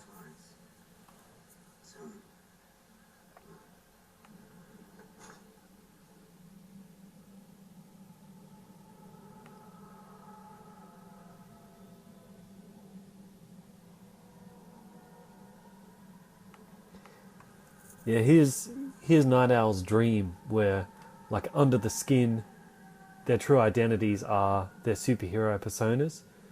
Because you think about it, having on, it's kind of like the masquerade balls where people wear masks. For some reason, like, when people's actual faces are hidden, their true inner self comes out, like they're free to express it. In that, we see a lot of the internet trolls, The anonymity of the internet means people can show the true self, and quite often people show the worst side of themselves in being internet trolls.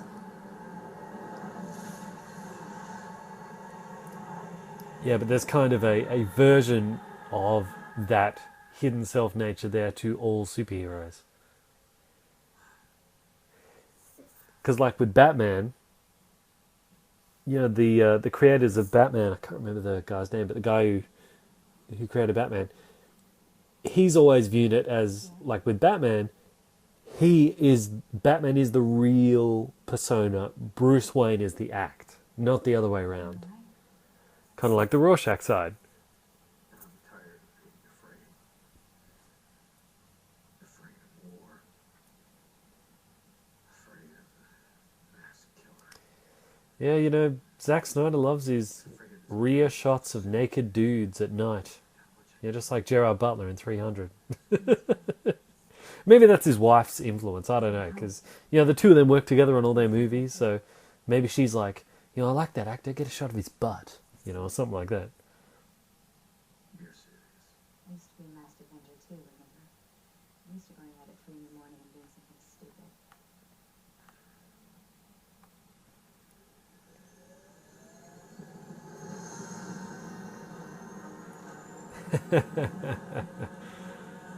That's the trailer shot.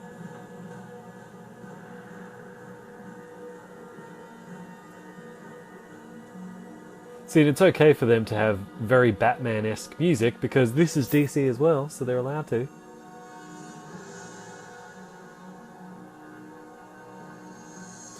So, we're talking about different archetypes of characters for all the different members of the Watchmen.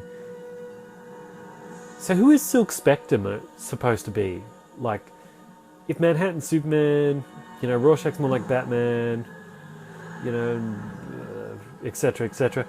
Is Silk Spectre supposed to be kind of like the Catwoman one? She's kind of got the sexy side of it down.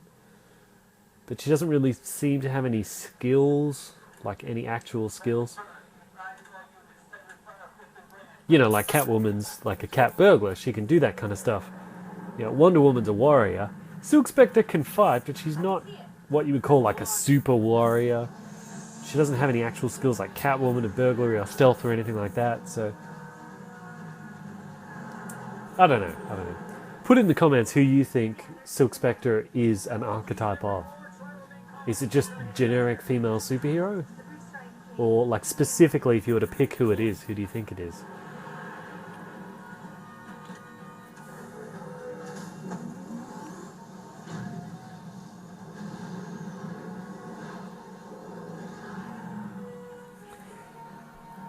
So when they go out and they stop this fire and save all these people, Night Owl gets back to his flat, and the detective, the same detective that was there after the comedian got killed, the same comedian that was there after the comedian got killed was also there when Rorschach got captured. In Rorschach's pocket was these little sugar cubes wrapped up in certain things. So when Night Owl he lands Archie in the house, goes upstairs, the detective's there waiting for him, and he's telling him, kind of in a roundabout way, he's basically saying, I know that you went out there and you saved those people. You know you're supposed to be retired, blah, blah, blah, but I'm willing to overlook it because you saved people's lives. And then he's like, by the way, I noticed you have sugar cubes in your cupboard. You know that we captured Rorschach and he had the same sugar cubes? Very strange, isn't it? I really hope that's, you know, you're not involved with that guy. But he kind of just, you know, like he's just letting him know that he knows what's going on, but he doesn't like try to arrest him or anything. He just lets him off with a warning. But there's like an extra thread connecting the events. Like we said, that's the detectives served to do that in the graphic novel. Who cares? World War III could start tomorrow. Right. There was a secret chord that David played. Are you ready for awkward sex scene number 3? Really care for music, do you? It goes like this: the fourth, the fifth, the minor fall, the major lift, the baffled king composing hallelujah.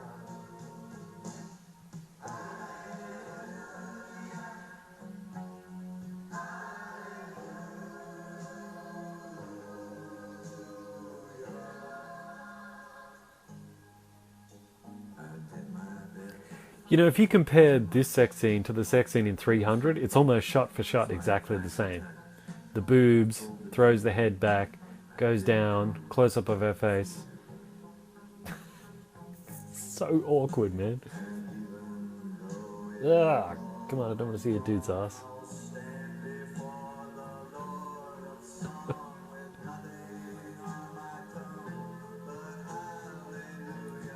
Let's hope Zack Snyder doesn't... Yeah, there's the close-up of the face. He's got a thing for that, good old Snyder. Let's hope that he decides not to put in Lois Lane Superman awkward sex scene in Dawn of Justice.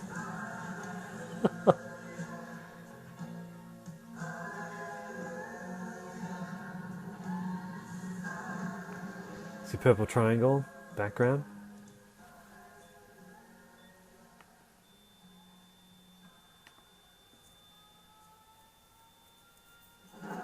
Here, big figure, getting ready to get his revenge. Cut his way into that cell and kill Rorschach. But of course, Rorschach not having none of that.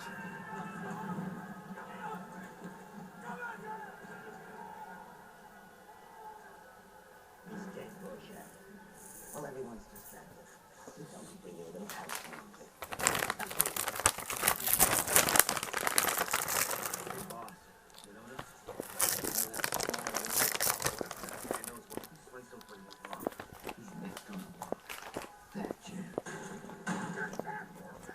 We got a prison full of killers out here.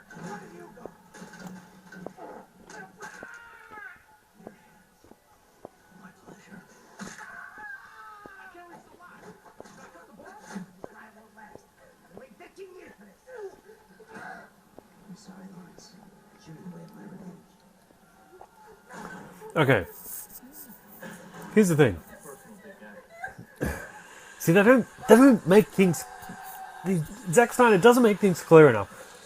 The reason that Rorschach was standing where he was in front of the bars, the reason he had, that rope ready to go, the reason he provoked that guy was so that he would reach through the bars while he was standing right in front of the lock.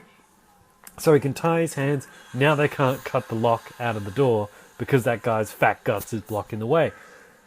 They don't communicate that clearly enough in that scene. What they really needed was, to have Big Figure say, how are we supposed to cut the lock out with your fat guts in the way? And then you cut his arms off. But they don't really say that. There's like one very quick line of the guy's like, I can't reach the lock, what do I do? And then they just cut through his arms. But it's like, again, like if you miss that very quick line, you'll be like, what the hell's going on? Why did they just do that? They don't explain things enough. At least not enough for me.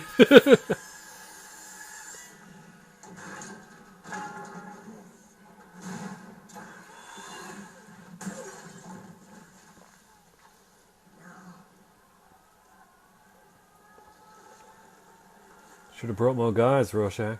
I mean, Big Figure.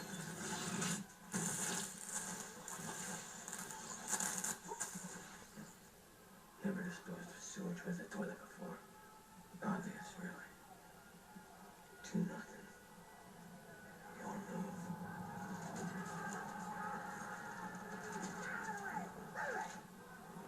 2-0. Your move.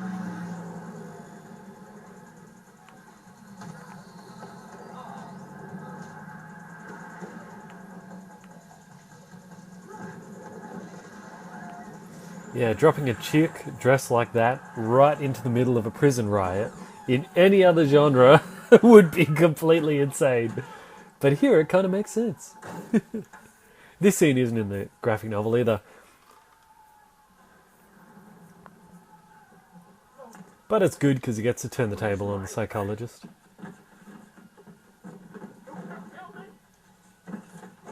And if you're like me and you didn't understand that, those ink blot tests are called Rorschach tests. I didn't realise why he was called Rorschach, but, once I realised that's what those things are, I was like, oh, that's kind of clever. Here's another 300 homage. See the weird sort of heavy metal music, slow motion, spinny fighting, 360 camera movements. Makes those swooping sounds, special effects. This is Sparta! Tonight we dine in hell! Never surrender. He's even got the sounds of 300.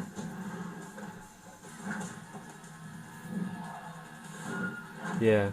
Well, I suppose Zack Snyder, that was his career-defining movie, wasn't it? 300. It really put him on the map.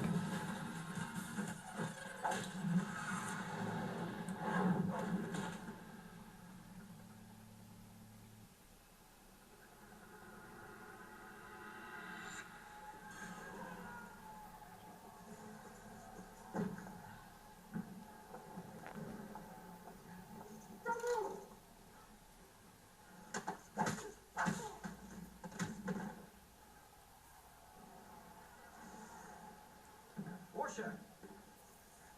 Daniel. Miss Jupiter. Excuse me. Have to visit men's room. Here's a situation where, the movie, like there's a number of, I keep talking about what's different between the graphic novel and the movie, and usually I'm saying the graphic novel's better. Here I actually think there is a number of places where the movie is better than the graphic novel in my opinion. This moment here I don't like that he obviously killed Big Figure here, that kind of seems mean. Even though he's a murderous bastard, I know. But come on, he's half his size. It's poor little guy. Kind of makes Rorschach seem like a bully. Yeah, that's not exactly suggested in the graphic novel. you just sort of hear the toilet flush, and then he walks out, and you think I like to think he just dunked his head in the toilet. But anyway, in the graphic novel, at that moment when Night Owl and Miss Jupiter, sorry, not Miss Jupiter, Silk Spectre, or is it Miss Jupiter? I don't know. Whatever, who cares? At the moment where they get Rorschach, where they find Rorschach in the prison, his mask is already off. So they've seen his face at that point. And the whole of the rest of the graphic novel, from that moment where they find him, they've now seen his face. They now know who he is. In the movie here, he's still wearing his mask, and he doesn't take it off until the dramatic moment at the end, right before, he has his moment with Dr. Manhattan, which I'm okay with, because that works more dramatically, that he finally peels off his face, right before he meets his end. That's good. Would have been nice if in that moment he turned back and looked at Night Owl so he could finally see his face, but yeah, I think dramatically it works better here for him to keep his mask on right until that end. Even though his face has already been on TV, so I'm sure they know what he looks like at this point. But yeah, I think it's a better change. Dramatically it works. It won't happen again. That's comforting. Oh my god. We're on Mars. We need to get up underworld contacts. Aw, bromance. Such a touching moment. Forgot how we do things, Daniel. Gone too soft. Too trusting. Especially with women. Okay, no, listen, I've had it. There have been like early comics where they've shown these two working together, haven't they? I haven't read them, but I'm sure they're probably pretty good to be the good cop, bad cop thing.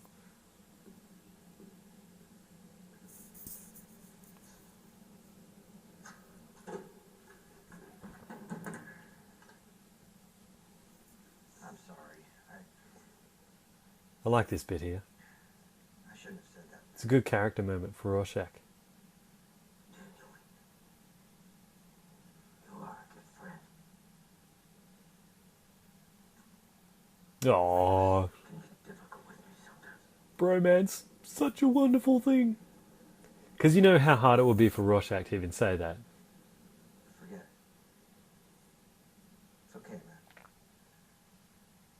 Let's do it your way.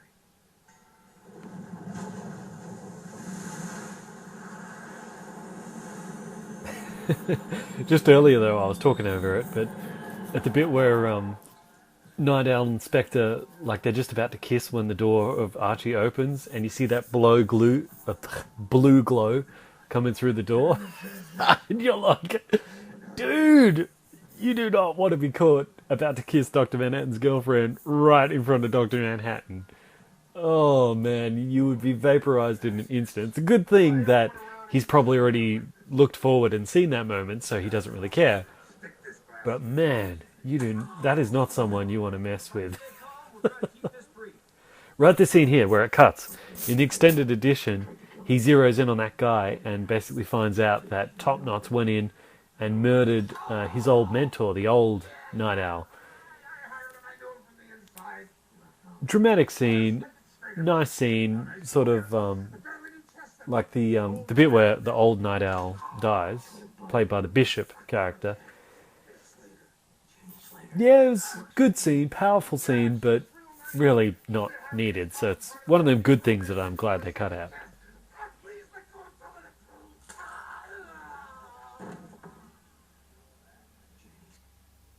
Later. Manhattan's old girlfriend. Adrian's people might help us find out who's underwriting Pyramid. Follow the money. Oh, damn it, my DVD's skipping again. God damn it! Alright, I gotta skip forward. Okay, get ready to skip. 3, 2, 1, forward, go.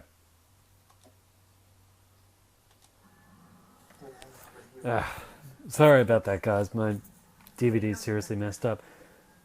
Look, if you're watching this on the scene on the extra channel, I'll tell you what, I'll take steps to make sure that my buddy who's doing it there, that everything's lined up. So hopefully you won't have to skip back and forth with the DVD. No, I apologize, guys, but... yeah.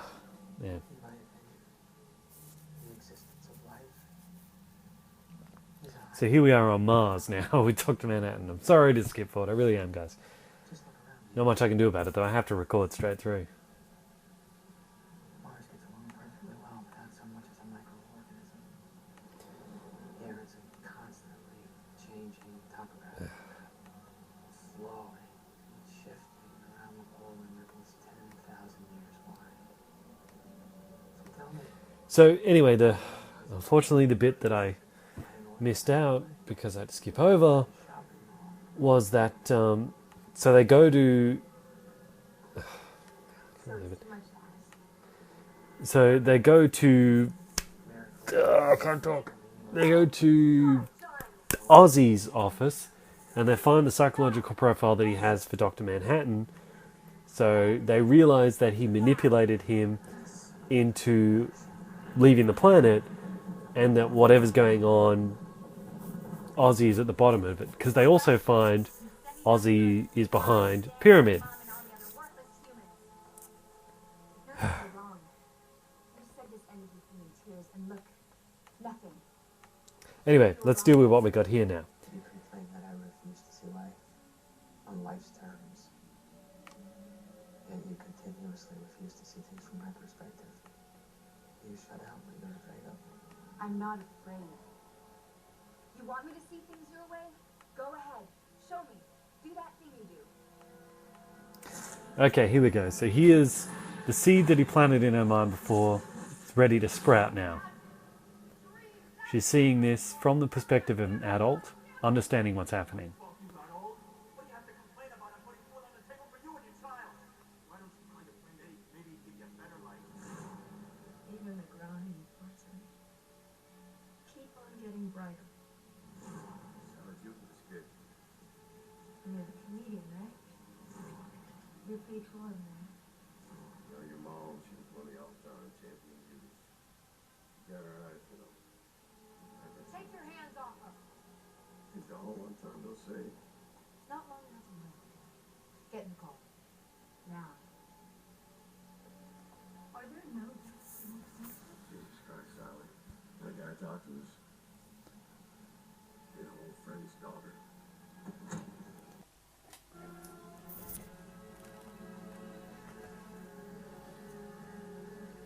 It's a mistake. One time.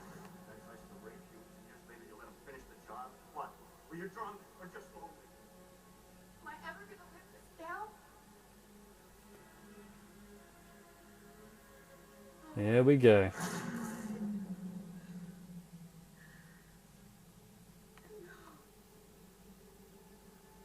The comedian. Where's your father?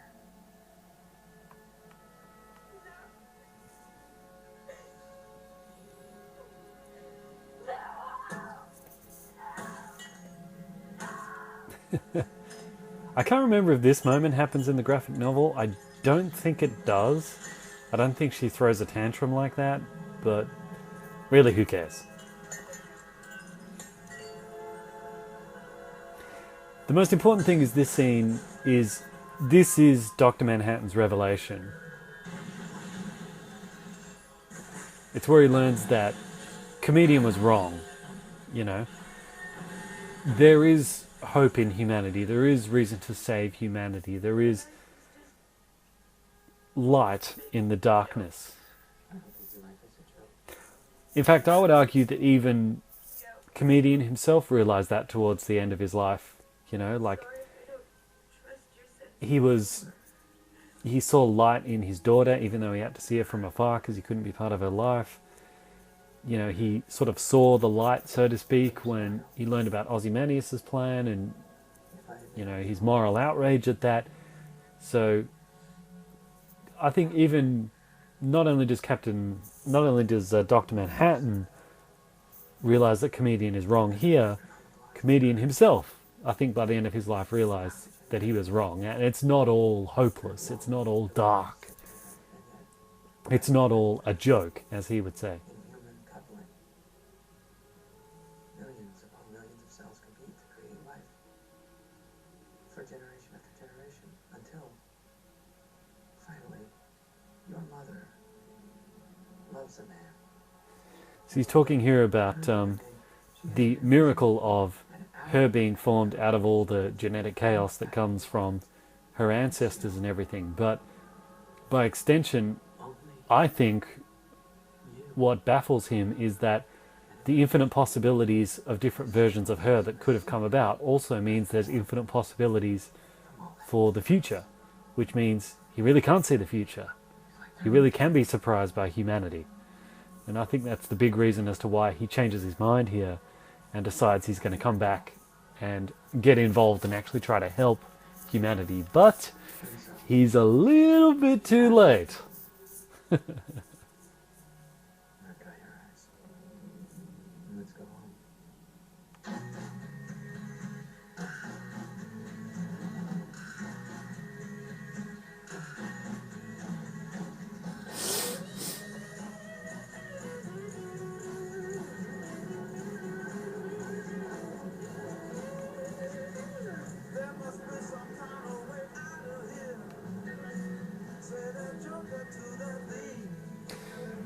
I'm going to jump ahead a bit here, and let's talk about the mutant tiger Bubastis that Ozzy has here. In the graphic novel, the final attack on New York City is apparently by a weirdo alien race. This giant tentacled octopus thing that aren't really aliens. What they actually are is they were genetically engineered by Ozymandias to look like aliens so that the whole world would think New York has been attacked by aliens, the world is now under threat from an outside force, and that would be the thing that unites all of humanity to join together against, in defense against a common foe. But in the movie here, it's been streamlined into making it where Ozzy, get rid of the giant octopus, Ozzy just makes it look like Dr. Manhattan is the one who did it. 100,000 times better choice for an ending than what happened in the graphic novel. Yeah, I said it. The movie ending is better than the graphic novel ending because they take out the giant octopus.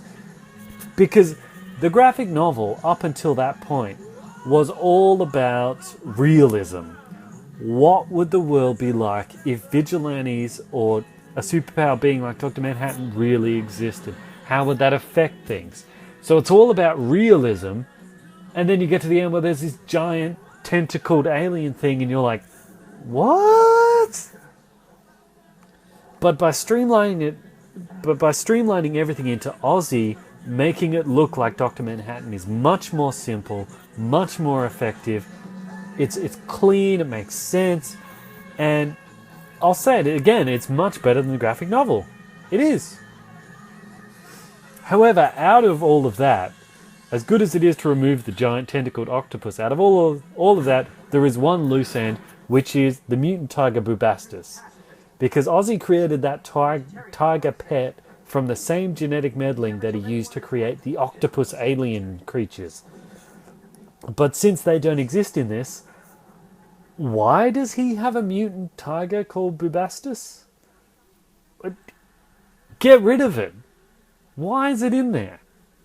It just serves to confuse people who haven't read the graphic novel. They're like, what the hell is that? Anyway. Or if you are going to give him a pet tiger, just make it a regular tiger. Don't make it blue.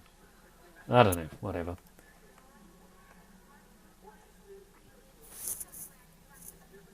Now, a lot of people are confused at this. They're wondering, does Rorschach or Ozymandias here, do they have superpowers? Are they super strong? Because the way they're fighting certainly seems that way.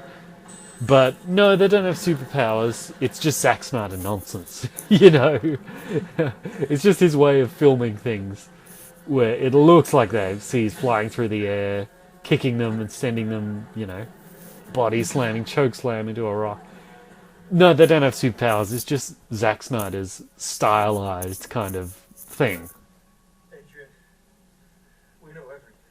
Unless they discuss it. Warning. You killed Comedian. May he rest in peace. Blake figured it out first. Nixon had him keeping tabs on us. making sure we weren't rocking the boat.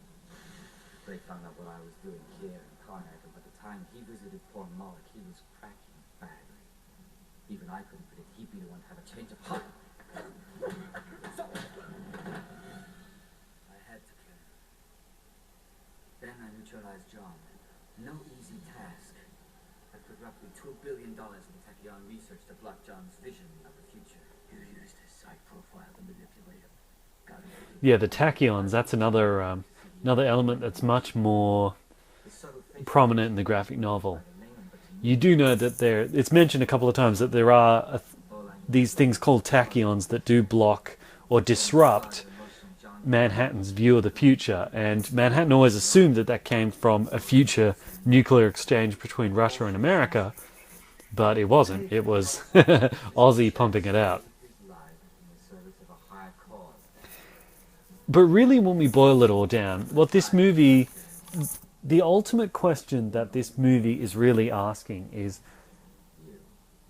it possible to do something really terrible in order to create something really good? Is that even possible? Like, can a bad act create something good? I suppose, in a way, yes. But here's the thing. If you were Dr. Manhattan, right?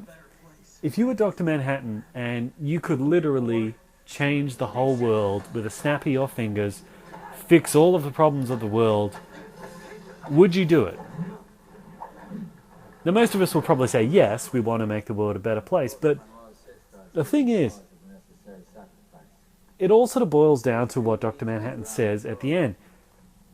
I can change almost everything, but I can't change human nature. So even if Dr. Manhattan did snap his fingers and did change the whole world and did save the world from nuclear Armageddon, eventually the world would end up a mess again because people haven't changed. We haven't changed. We haven't learnt from our mistakes to prevent that situation from happening again. So it would happen again. So essentially, Dr. Manhattan trying to change the world will be a waste of time, because the only way change is going to be meaningful is if it comes from us. It's the same as, like, there was a Superman comic where Superman was called in by the Guardians, the people who run the Green Lanterns Corps, and they accused him of sabotaging the development of the human race because Superman was helping out so much that humans weren't learning from, what had happened. So over the course of that issue of the comic, by the end of it, he learns the balance of when he should help and when he shouldn't help. And it's kind of a bit like, even like with Qs in like Star Trek, there's a being called, a race of beings called Qs, who are fifth-dimensional beings that are essentially gods, and they can do anything, and they never try to help humanity. Like, never in any direct way of, like, fixing the problem for you. But, and that's, for the same reasons we already discussed. Even if you do fix the problems for everyone, the same thing will happen again later because they haven't learned the lesson. So the character of Q is often trying to affect people's thinking and affect people's minds, and that's how he affects change, because he knows that just doing it himself isn't going to be meaningful. But really, what Ozzy has done here, that's the big question. Like, Ozymandias has perpetuated this huge hoax, so to speak. Wiped out all these cities to create the illusion of an outside force to unite humanity. So is what he's doing there essentially the same as if Dr. Manhattan were to just snap his fingers and fix the world? Because Ozymandias, he's gotten the world to unite together, but have we really learned the lessons necessary in order to stay united? That's the important thing, because at the end of the graphic novel, there's a scene that isn't included in this, where just before Dr. Manhattan leaves, he has one last conversation with Ozzy, or Adrian, and Adrian's basically like, I did the right thing, didn't I? I saved the world from extinction, I saved humanity from extinction, I saved the world from destruction. Things will be alright now, right? And I can't remember exactly what Dr. Manhattan says, but he says something along the lines of, yeah, they'll be alright for a while, or maybe, or he says something like that. He leaves like a question mark on it. And Adrian's like, wait, what do you mean? What do you mean? And then boom, he disappears. So it kind of leaves it open, like, changing the world in that way, is it going to be lasting or is it not going to be lasting? Really, it depends on us. Because, like Dr. Manhattan says, he can change anything, but he can't change human nature. Like what we talked about earlier with time being relative, our end being relative, it all depends on us. Really, if you boil everything, there's so many different themes in Watchmen, but if you boil it all down, really it comes back to self-determination, isn't it? We create our own future. We create our own destiny. Not the right thing. It was made to look like I did it. Adrian.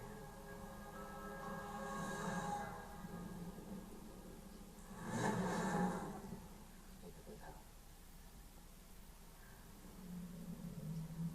John, I know. must stop him. Kill Blake, kill millions. Wait here.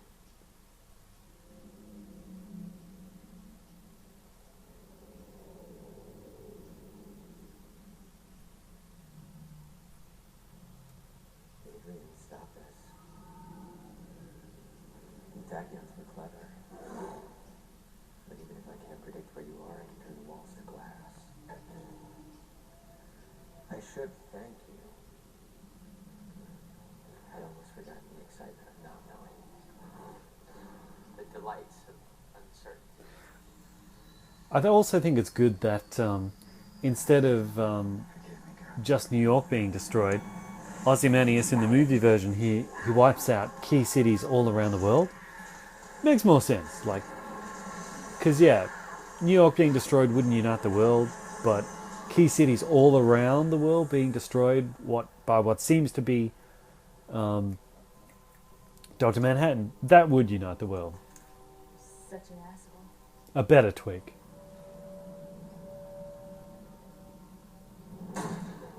Fast enough to catch a bullet.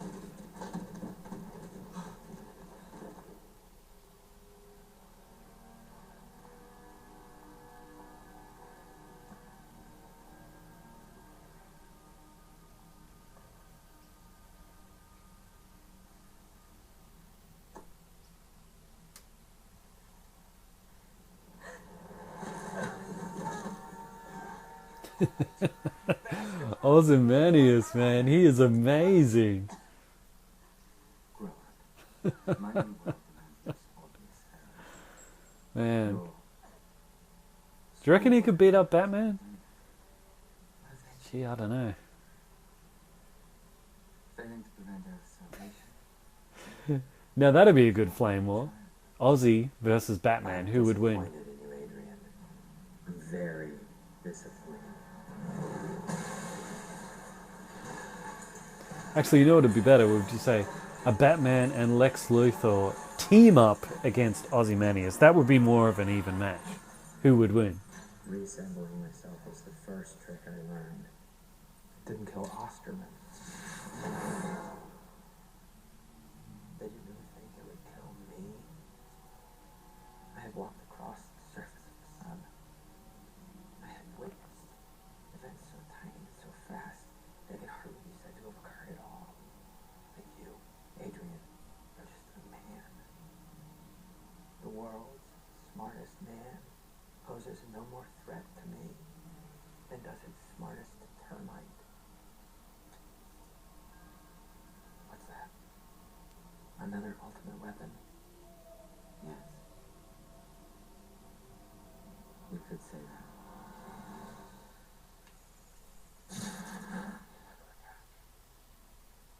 Millions of lives were suddenly ended in an act of evil perpetrated by a doctor. I wonder if this is the only comic book story in which the bad guy actually wins. I'm sure it's not. I mean, I'm sure there's others where the comic book has won, using air quotes, in some form or another. But I think this is probably the only comic book I know of, at least, where the bad guy has won so definitively. Like, not only did his plan succeed, he actually succeeded in achieving peace where the heroes didn't, and in outsmarting the heroes, and he was right in a lot of respects when the heroes were wrong. I mean, if Ozymandias hadn't done this, the world would have been wiped out by nuclear apocalypse. So, Two superpowers retreating from was he right? I don't know. I don't know. It really depends on us. But even Dr. Manhattan doesn't know. This is as much your victory as mine. The picture of Dr. Manhattan on the TV. Do what we were meant to. We were meant to exact justice. Everyone's gonna know what you've done.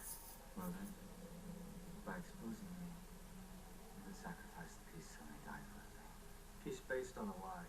But peace, nonetheless. He's right.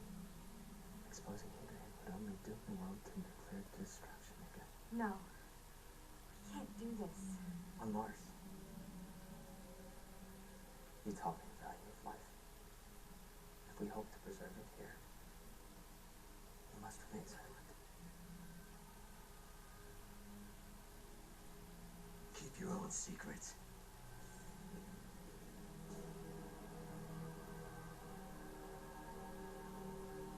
Don't even think about it. Rorschach! Wait. See, it would have been good here if Rorschach took off his mask here, just so that Night Owl could look at him face to face. So much to the difference between us two. But I guess from Rorschach's perspective, this is his real face anyway, so... Oh, Rorschach. Has a real death wish, doesn't he? I made myself feel every day. That's the one thing Alan Moore has said about Rorschach, is he always had a king-size death wish. Well, he's finally going to get his wish to die for something worthwhile, or at least what he considers worthwhile. You understand? Uncompromising. Without condoning or condemning.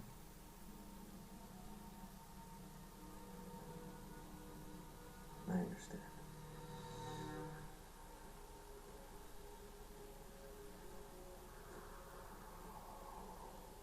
Out of my way. And I'll have to be told. You know I can't let you do that. So when you discover humanity, convenient.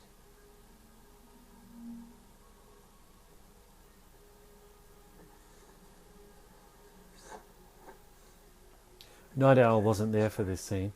He was inside having sex with Silk Spectre again, while his friend was dying outside. I can change almost anything. The movie version's much better of Night Owl. And I can't change human nature. Of course you must protect life's new utopia. What's one more item on this foundation?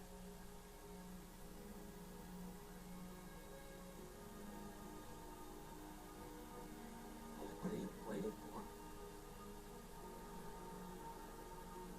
Read.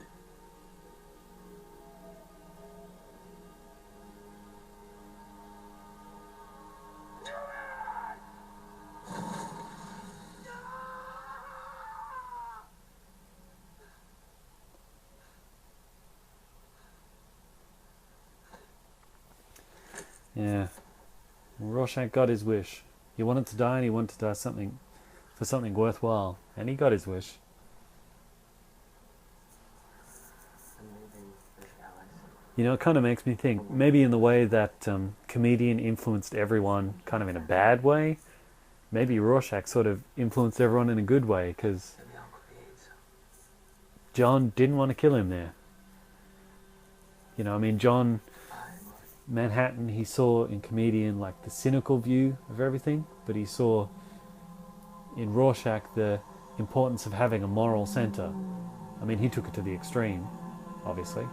Well, it sounds weird saying that a moral center is the extreme, but a clear view of black and white in his mind, that's what I mean.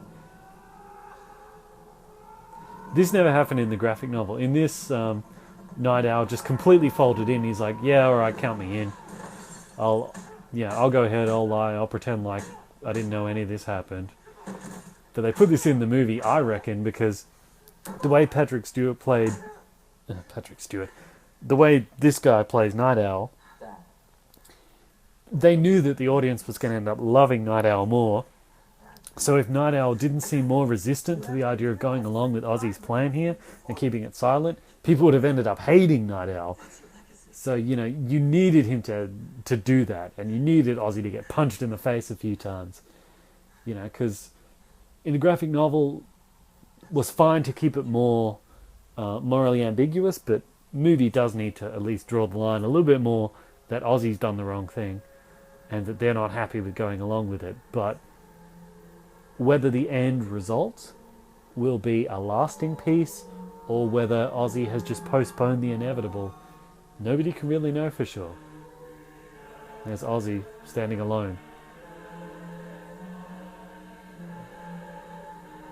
Kind of like Manhattan. He's made himself an outcast, really. I mean, has Ozzy made the ultimate sacrifice for the sake of humanity now?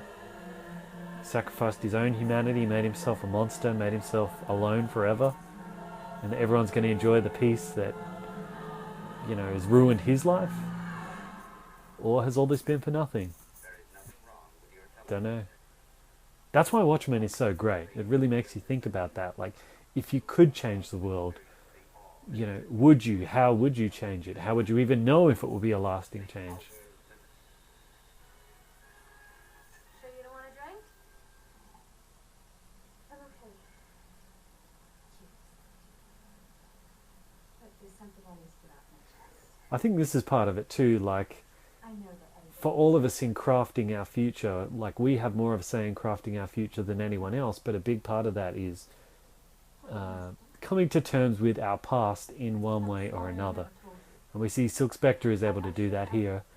Her mum is able to do that here. And, you know, whether or not there'll be world peace from this point on, don't know, but at least in their lives we know they'll be at peace. Well, sometimes they can't talk about it. I know how that is.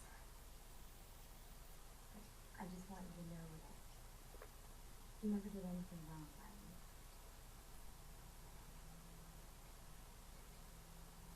You asked me why I wasn't mad at him.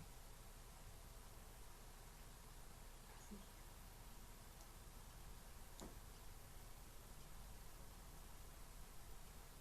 Thanks, Mom. I love you.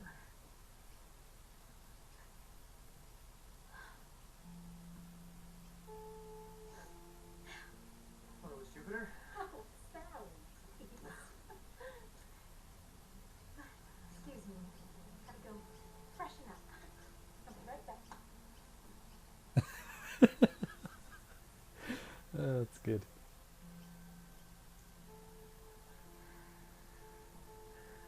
So how's it going? Good.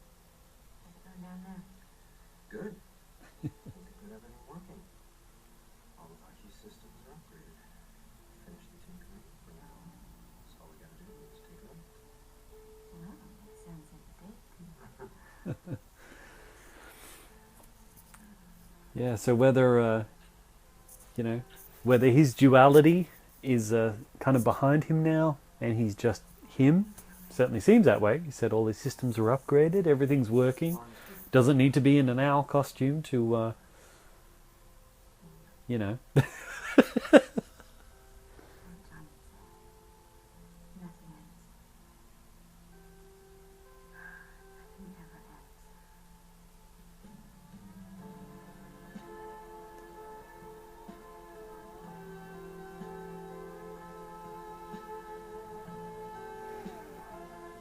Yeah, Adrian's also like, because he controls a lot of the advertising and things like that.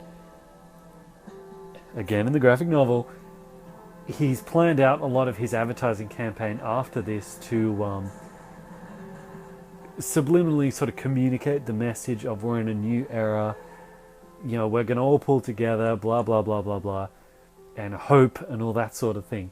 So even before, you know, what happened with Manhattan, he was preparing to mentally get humanity to the point where he wants them to be, where this is a utopia. Country.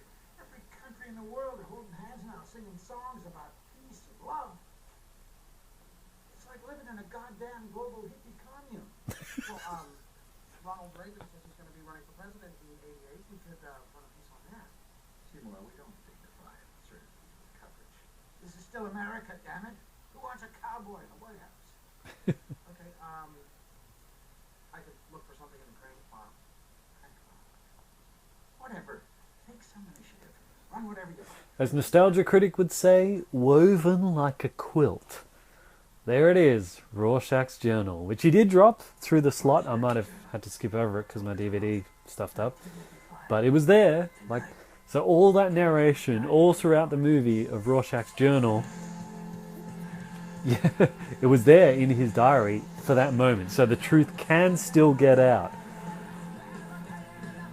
See, I like that. Like, some people have said maybe, like, Rorschach leaving that journal kind of ruins everything because they've all agreed they're going to keep silent in order to allow this new utopia and this peace to have the best shot. But Rorschach's given everyone a choice there. There's the truth now, so people can listen to his version or, you know, Ozymandias' version. They can choose which one they want to go with. Because really, that's what it's all about, isn't it? Choice, self-determination. We create our own future. We create our own destiny, like Dr. Manhattan said. So, thanks for watching, guys. I really hope you guys enjoyed it. I'm really sorry that my DVD kept stuffing up. Ugh. But, yeah, hopefully it wasn't too difficult for you guys to follow. And hope I didn't ramble too much. But, yeah, you can literally talk for days and days about Watchmen. If you haven't read the graphic novel, I highly recommend you read it, even if you have seen the movie, because there's so much more stuff in it. And it's really an experience in and of itself. So, thanks so much for watching, thanks so much for listening, and until next time, I will see you guys in the comments.